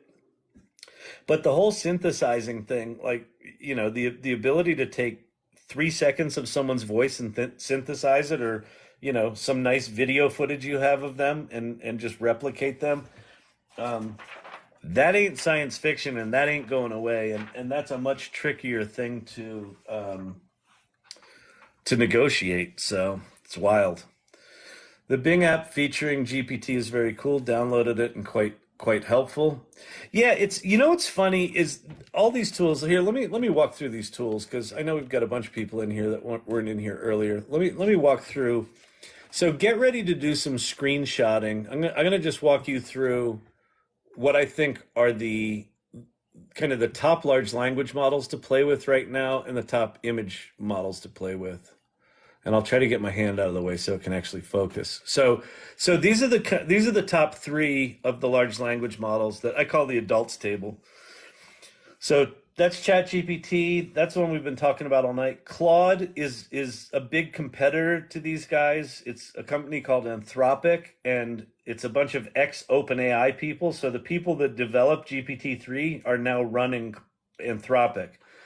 Claude has 100,000 token context window, which basically means it's got a 75,000 word memory, or you can put in a 75,000 word blob of text and start interacting with it, or a 50,000 word blob of text and then interact with it. But like a whole novel, you can take your whole novel, paste it into Claude, and start asking it to help you edit it. Bard is Google's search engine. They just added a thing called Google Extensions, which you can use on a non-workspace account, meaning if you pay for Google, you can't use it. If you pay for the workspace thing, right, for your office, you can't use the extensions. But if you don't, then you can. And the extensions are things like I want to sort of GPT about stuff on my Google Drive or stuff in my Gmail for all of the history of Gmail. Pretty interesting.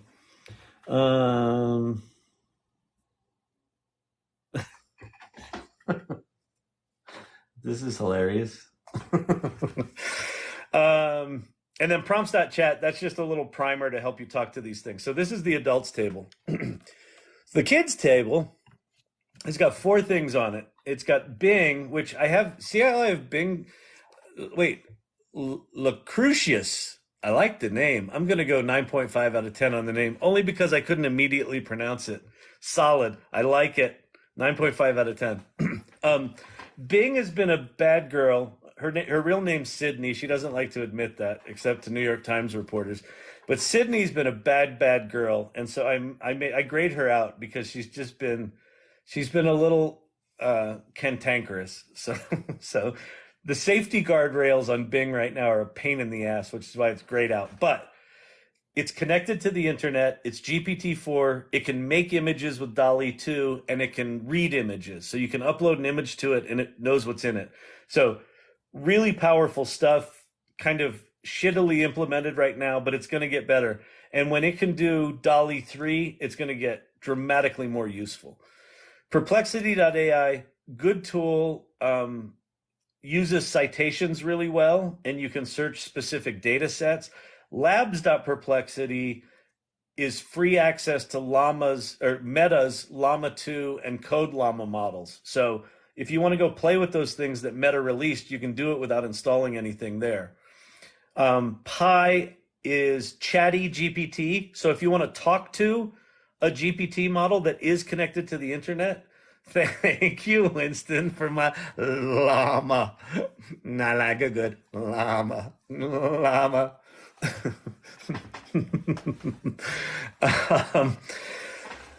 So that's Pi, and go get the Pi app. It's only on iOS right now, but the Pi iOS app in voice mode is a real experience. It's something you should experience. And then Poe lets you play with multiple models and has bots. Someone just asked which are the free ones. Free with a paid option, free with the paid option, free. Pi is free, Poe is free with a paid option. So all of them have free versions. Some of them have upgrades. The only upgrade I think is worth paying for right now. Well, I'm a fucking liar if I would only said it would be ChatGPT. Right now I'm paying for Claude and Claude Pro and ChatGPT Plus. So $40 a month right there. Okay.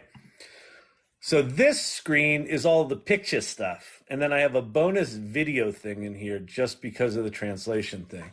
So these are the things that I'd be playing with if I were doing images right now. Midjourney, it's still the best. Until DALL-E 3 comes out and unseats it, it's going to sit there. I have a feeling DALL-E 3 is going to unseat these top two. I just do. It's just my gut. My gut is DALL-E 2 has sucked so bad for so long that for them to be not giving it a 2.5 upgrade, if it's going from 2 to 3, I think it's going to be really good. So, and just based on everything we've seen, it looks pretty remarkable. But Midjourney's the best right now. Ideogram can do letters, can do words, right? So Ideogram can do all of this stuff, right? So all of this was done in Ideogram. This is what Bing said. This is the phrase that Bing told me that put her on the shit list. I'm sorry if I disappointed you. I'm not a robot. I'm a language model from Microsoft. I hope you have a good evening. Goodbye. So anyway, so one of the irregulars made these for me. So that's Ideogram. Leonardo.ai is Stable Diffusion underneath. So Stable Diffusion, for the most part, you have to be a geek. If you're a geek, go play with Automatic 1111 and do all your own configuration. Have a blast. If you don't want to do that, go to Leonardo.ai, and they put a nice front end in front of it. Adobe Firefly and Photoshop Generative Fill, they came out of beta about a week ago, so those are now commercially usable. They weren't before. And then HeyGen is the one that does this translation. If you go to labs.heygen.com, it's the one that's doing this Italian shit. Or I think there's like 12 or 14 languages now. And that's how we capture the content. But because we have them in this organized, structured way, that approach can be used for everything from how you capture original content with traditional video production to how you leverage these assets to create social media content, things like that. So, così catturiamo il contenuto. Organizzati e strutturati così. So that's HeyGen. which is like it's just fucking remarkable. And then Prompt Book will teach you how to use it. Hey Kyle, Civet AI, where all the SD models are uploaded, just implemented an on-site generation feature. Oh, okay, cool. I'll check that out, Herod. That's great. OpenArt.ai/prompt book will teach you how to talk to most of these things. It's designed for Stable Diffusion, but it's just a really good primer on how to talk to these image generation tools. And Futurepedia.io, that's just it's many, many tools in the directory. That's the workshop I'm giving. So rondasvoice.com/events. This is a creative workshop starting October 4th. So if you're interested in that, you're welcome to go check that out. The AI Salon, this is a community that I've been referencing off and on tonight and other times. Our next meeting is not tomorrow, but Tuesday, this week, Tuesday. So if you're interested in that community, we have a Discord community, we have a LinkedIn group, and we have meetups, which happen every other week. So it's a good group. And then, yeah, and that's my list. That's my list, and I'm sticking to it. So hopefully that helped. Yeah, that helped. All right. Ask a senator. All right. Let's see. Just seen that. Loved Planet of the Apes and Land of the Lost back in the 70s. Slee stacks are the best. Although they scared me when I was a kid. They scared me. They scared me. All right. Something just printed. Someone's getting a package. All right. Amazon adding AI to Alexa. Yes. I don't know when they said the release date of that was, but imagine if Alexa and Siri weren't hard-coded. That is what they should be, and that's what's coming. So let's see. AI Alexa release date. September 20th. Amazon previews.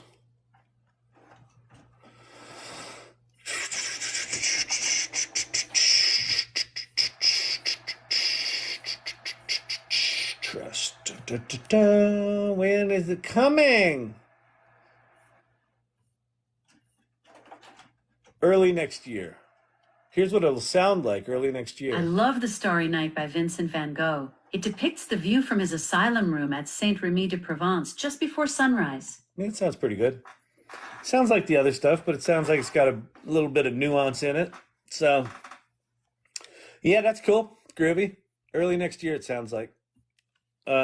Yes, that will be cool. And I would imagine that Apple knows when that's coming. Apple's going to be in this game as well. My curiosity about Apple is do they keep it do they keep calling it Siri or do they call it something else? Cuz while Siri's cool, Siri's got a bad rep. Siri's a hussy. Not as much of a hussy as Sydney. Bing's chat. She was a bad girl. Sydney was so bad. You're a bad girl, Sydney. Is it just me or is Kyle's videos positioned on the top left corner of the screen? What? Can you show the workshop link again, please? Sure. Sorry about that. There you go. rondasvoice.com/events. And then it's 3 consecutive, I think it's Wednesdays starting October 4th from 7 to 9 Eastern. The 4th, the 11th, and the 18th. All right. Uh-oh, what did I do? Dang it. Where's my... How do I get my thing back? I want my camera back. There it is. Yay, you did it. You used to be able to not bring that back. That freaked me out when it went away before, but it's good now. It's good now. Kyle figured it out. He got it going. You know, it's funny when these old people start to figure out technology. They're so cute. They're really cute. Uh, I don't want to be persnickety here, but I will. All right. Take that, JRC. I'll get better at integrating it without it seeming weird.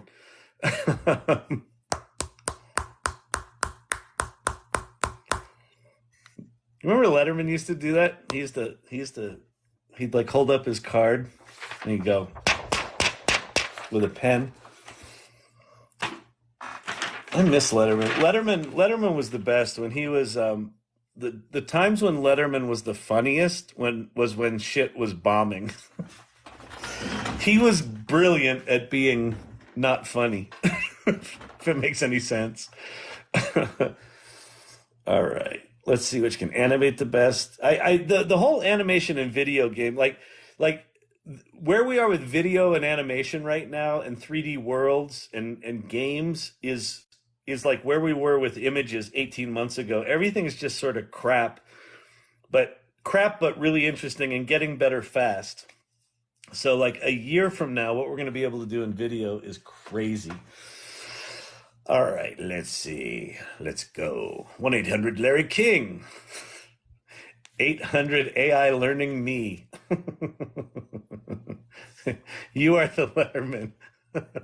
Be the Letterman, Kyle. Exactly. I used to have all his mannerisms, and I tend to shapeshift toward the comedians that I overwatch, that I binge watch and hyper focus on. Can you show the workshop link again? We just did that. What's the website that mentions data CSV files? Kaggle. Kaggle. Kaggle always seems like Kegel to me. Like, are you doing your Kaggle exercises? So it's Kaggle. Kaggle is data. Kegel is, I'm sure there's data related to Kegel, but Kaggle is data. Last night, what was that V word again?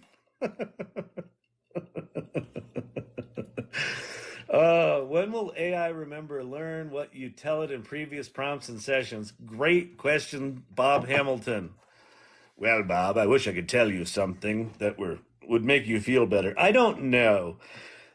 Pi seems to have some sort of memory that goes beyond a single session. Pi's weird. So all of the other all the other large language model chatbots, Claude, ChatGPT, Bard, Bing, I think even, Poe, all of them have a chat history, and the chats are kind of distinct conversations, and you can find them again, but they're hermetically sealed. Pi seems to have just like a running total of like a running history of the conversations you've had with it, which sometimes is weird. You might be able to reset it, but because it's conversational in nature, I just tend to go in and like sometimes I'll say, like I want to know what music's playing in Denver this week, and it's like, oh, are you sure you're done talking about? And it's something I was talking about last week. So Pi has a little bit of it in there, but it doesn't seem very intentional or very clear, and it's certainly not sophisticated. So that feels to me like that's the kind of application layer that takes us out of these tools being janky pieces of shit. Right? Like they should have memory. The one thing that if you haven't seen it yet, Bob, that's really good. This is from Digital Gods. Look at this.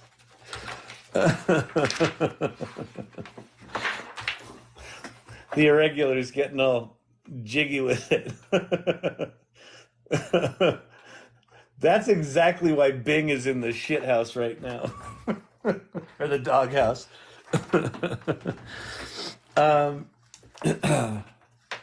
Let's see, what were we talking about? Fucking ADD. I always picture a guy in my mind with ChatGPT. I gotta say it so it doesn't call me daddy. That's really funny. um, what was I talking about? Oh, jankiness. Oh, that application layer of the large language models remembering shit. So I think we'll get there pretty quick. Bard now has these extensions where it understands your Gmail history, it understands what's on your Google Drive. Um, it will start to remember conversations you've had. It's a pretty thorny problem because what in your conversation history do you want to be in there? Like if I'm in demoing Chat GPT in here, I'll do all this sort of comedic, kind of bullshit in Chat GPT. And then the next time I go to talk to it, I don't necessarily want to, bring up, kind of crazy, stupid stuff.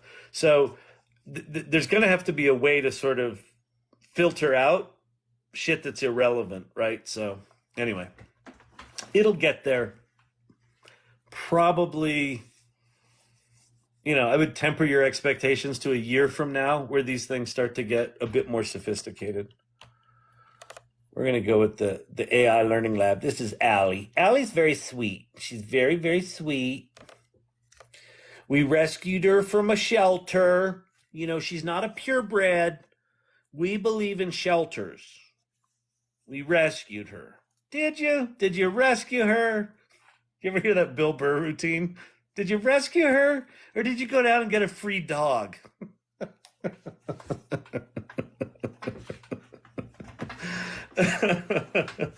Oh, man.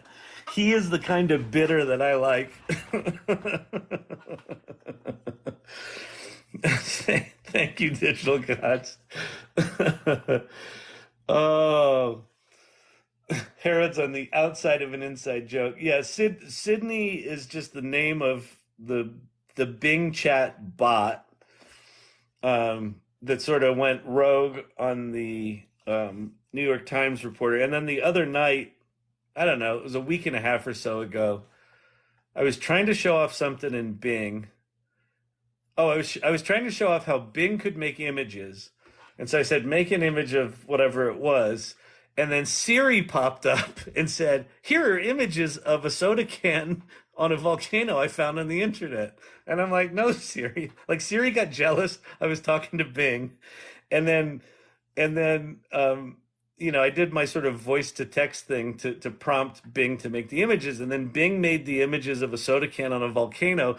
But it was more like just a soda can that was like silver aluminum, like there was no lettering on it or anything, and the volcano was just like a pile of ash. So I said, oh, Bing, that's a shitty image, or something like that. And then Bing was like, well, I'm sorry if I disappointed you. And by the way, I'm not a robot, and I hope you have a good evening. Goodbye. And it shut down the chat. I couldn't chat anymore without resetting the conversation. So it was just this funny confluence of neurotic robots. Oh my God. So Sydney is Bing. Well, so it is or it's not. When what the fuck is his name? The New York Times tech reporter, Kevin, I forget his last name. Anyway, he did like a 4-hour conversation with Bing before Bing got lobotomized, and got Bing to tell it that its name was Sydney. And then Sydney, after like 3 hours, kind of lost her fucking mind and told Kevin that she loved him. Kevin Roost is his name. Told Kevin that she loved him and that he should leave his wife. And so he captured that part of the chat and they published it on the cover of the New York Times. And like 4 days later, Sydney was taken. She was taken down a couple of notches. They were like, oops, Sydney isn't going to be so promiscuous anymore. In fact, they limited, right after they did it, they limited it. You could have 5 chats with her, like 5 back and forths, and then it would shut the conversation down. So the safety guardrails on Bing right now are still a little Sydney reminiscent.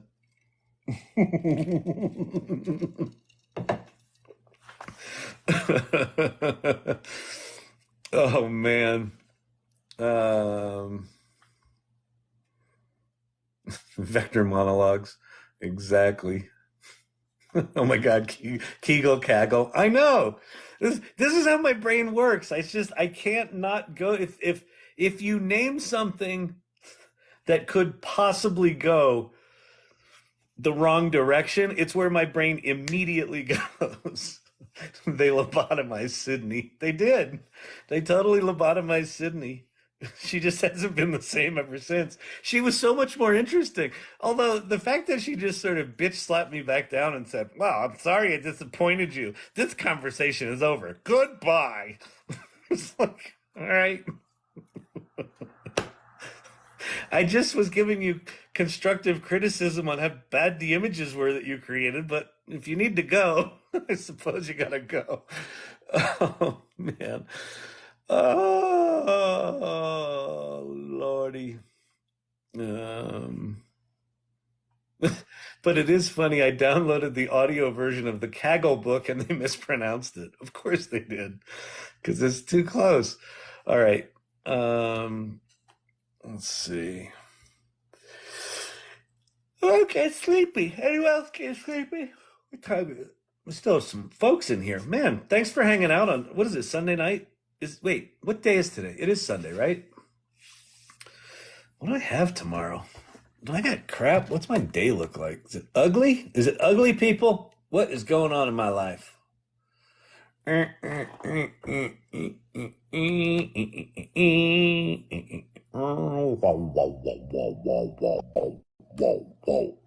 I got nothing tomorrow. That's good. That's good. I can get some shit done then. We're gonna work tomorrow. We're gonna work it up. Oh yeah, we're gonna work it up. I'll tell you what. I like them taters. Taters tasty. They called it a sling blade.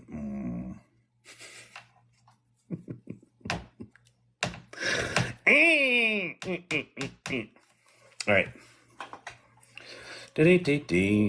She's backed up somewhere. I mean, as funny and silly as the robot things are, like we're fucking we're entering the movies we used to watch. Like the machines know everything and they can talk to us and they're going to be able to like cure diseases and help people walk that can't walk, and it's fucking crazy, man. I tried to make an app and it had problems with the main in Java. Yeah, so you have to do a lot of back and forth with these, whether it's coding or writing or any of this stuff right now. I don't know. Were you using were you doing pair programming in GitHub Copilot, Clint? Or were you just trying to have ChatGPT write it and then run it? Like with the coding stuff, unless you're doing a relatively self-contained, like small little application, you kind of need to know what you're doing with coding and engineering to be able to troubleshoot that shit. But I mean, the nice thing about code is it either runs or it doesn't, and GPT's good at analyzing, like if it gives you an error message, it'll help you troubleshoot the error message. But yeah, it's all of this stuff right now is just these things are still very primitive. So, all right, looks like JRC's fading out. She's heading out of here. Good nighty night. Seems like Share Bear. Good night. Some folks are heading out. It's getting late. It's a Sunday night. We got to work tomorrow. Listen, I respect that. Listen, I understand. Look at my hair's gone from like it was fine to now it's like some sort of Hawaii 5-0 carpet salesman kind of situation. It's just not right. That's good, Arrow D. That's good. Look at this. Because this is how crazy she is. This is right. Wait, you can't, it's not focusing. But it says, I'm Mick Sidney. Mick, goodbye. I got cease and desisted by McDonald's once. So when I was running agency.com, this is back in like 96 maybe 95. This was pretty early. It was probably 95, 96. We registered McWeb.com because we were building a website builder. We were like, hey, wouldn't it be cool if you could just log into a site and you could just push buttons and it would make a website? And I said, oh, it'd be like the Happy Meal. Just, I want number 1, I want number 2, right? And so we registered McWeb.com. And like 2 months later, we get a letter from McDonald's that was the legal equivalent of we McTake our McSaying shit pretty McFucking seriously. So if you're thinking of using McWeb for anything else, we're gonna McFucking sue you. So we didn't launch McWeb, but it was a pretty humorous letter to get. Yepers, it was created in ChatGPT and I put it in a compiler. Yeah, what you'll have to do, Clint, with something like that is just go back and forth between the compiler and GPT. Here's the error it gave me, and what's weird about coding with these things, in my experience, is that it'll find the bug and then it'll be like, here, I fixed the bug, and then it actually won't fix the bug. The hallucination thing sometimes is just bad as well. So yeah, you're just gonna have to experiment going back and forth and troubleshooting. That site Vicky is sharing is like that. Tell it an idea, it makes it a web page AI. Oh, that's funny. That's great. It's midnight in Ohio. I have to teach in the morning. Good night. All right. Good night. Who's that? Oh, that was Forever Hooked. Nice. Good night. I think these are probably old comments. So, did you see the face replace to video face fusion versus Roop for stable diffusion? Look at YouTube. I saw something that you sent that was pretty cool. But remember, it's using programming. Wait. Oh, TikTok. TikTok, what are you doing? What are you doing? It just jumped me to the bottom. Wait, I have a graphic for that, don't I? Yes. TikTok sent me to the bottom.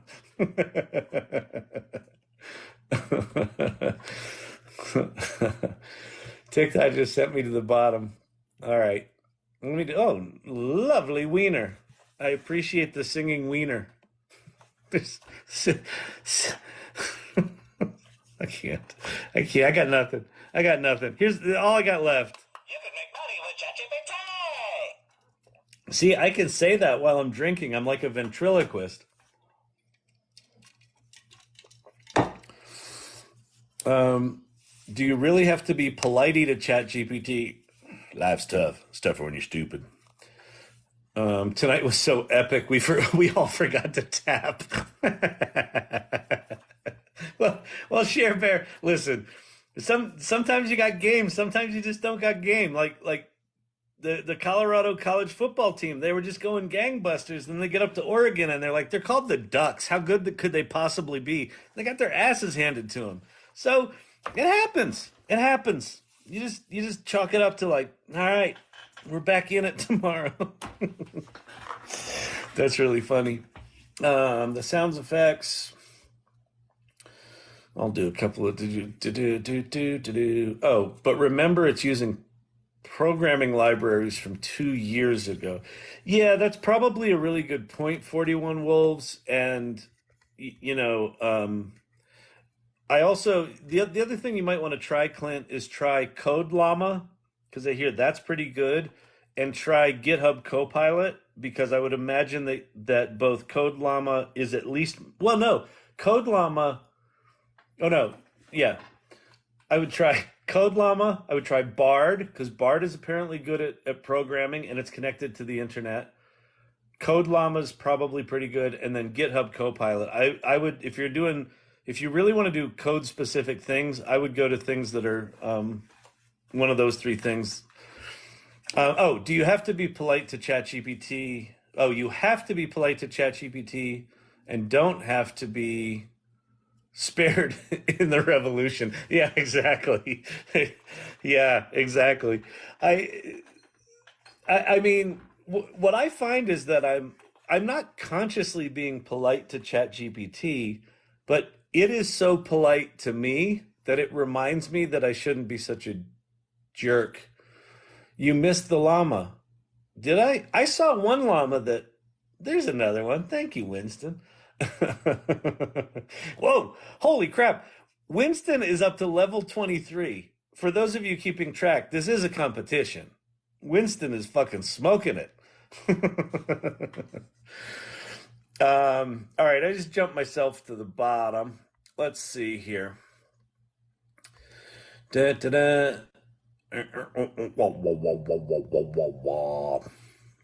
All right, everyone. Listen, it's 10 o'clock. It's 10:11. My voice is getting a little scratchy. My butt's getting a little numb. This was a good fun time tonight. Thank you all. The Ducks and the Beavers are from Oregon. Yep, exactly. They kicked their ass, though. They kicked those buffaloes' ass. Night, everybody. Steve-O, Emilio's wife. Thank you, Hera D, for coming up. That was awesome. Joker, good to see you. JRC, thank you very much. You guys are awesome. Who else do we have? There was Dragonfly Alchemy was in there tonight. Who else was in there? Da, da, da, da, da, da, da. Digital Gods, thank you for the dog knot. Winston, as always, good to see you. Thank you for the llamas. Joker, Winston Welsh, good night. All right, everybody. Peace out. Have a fantastic evening. Night, Bob Hamilton. Appreciate your time. Bye, everybody.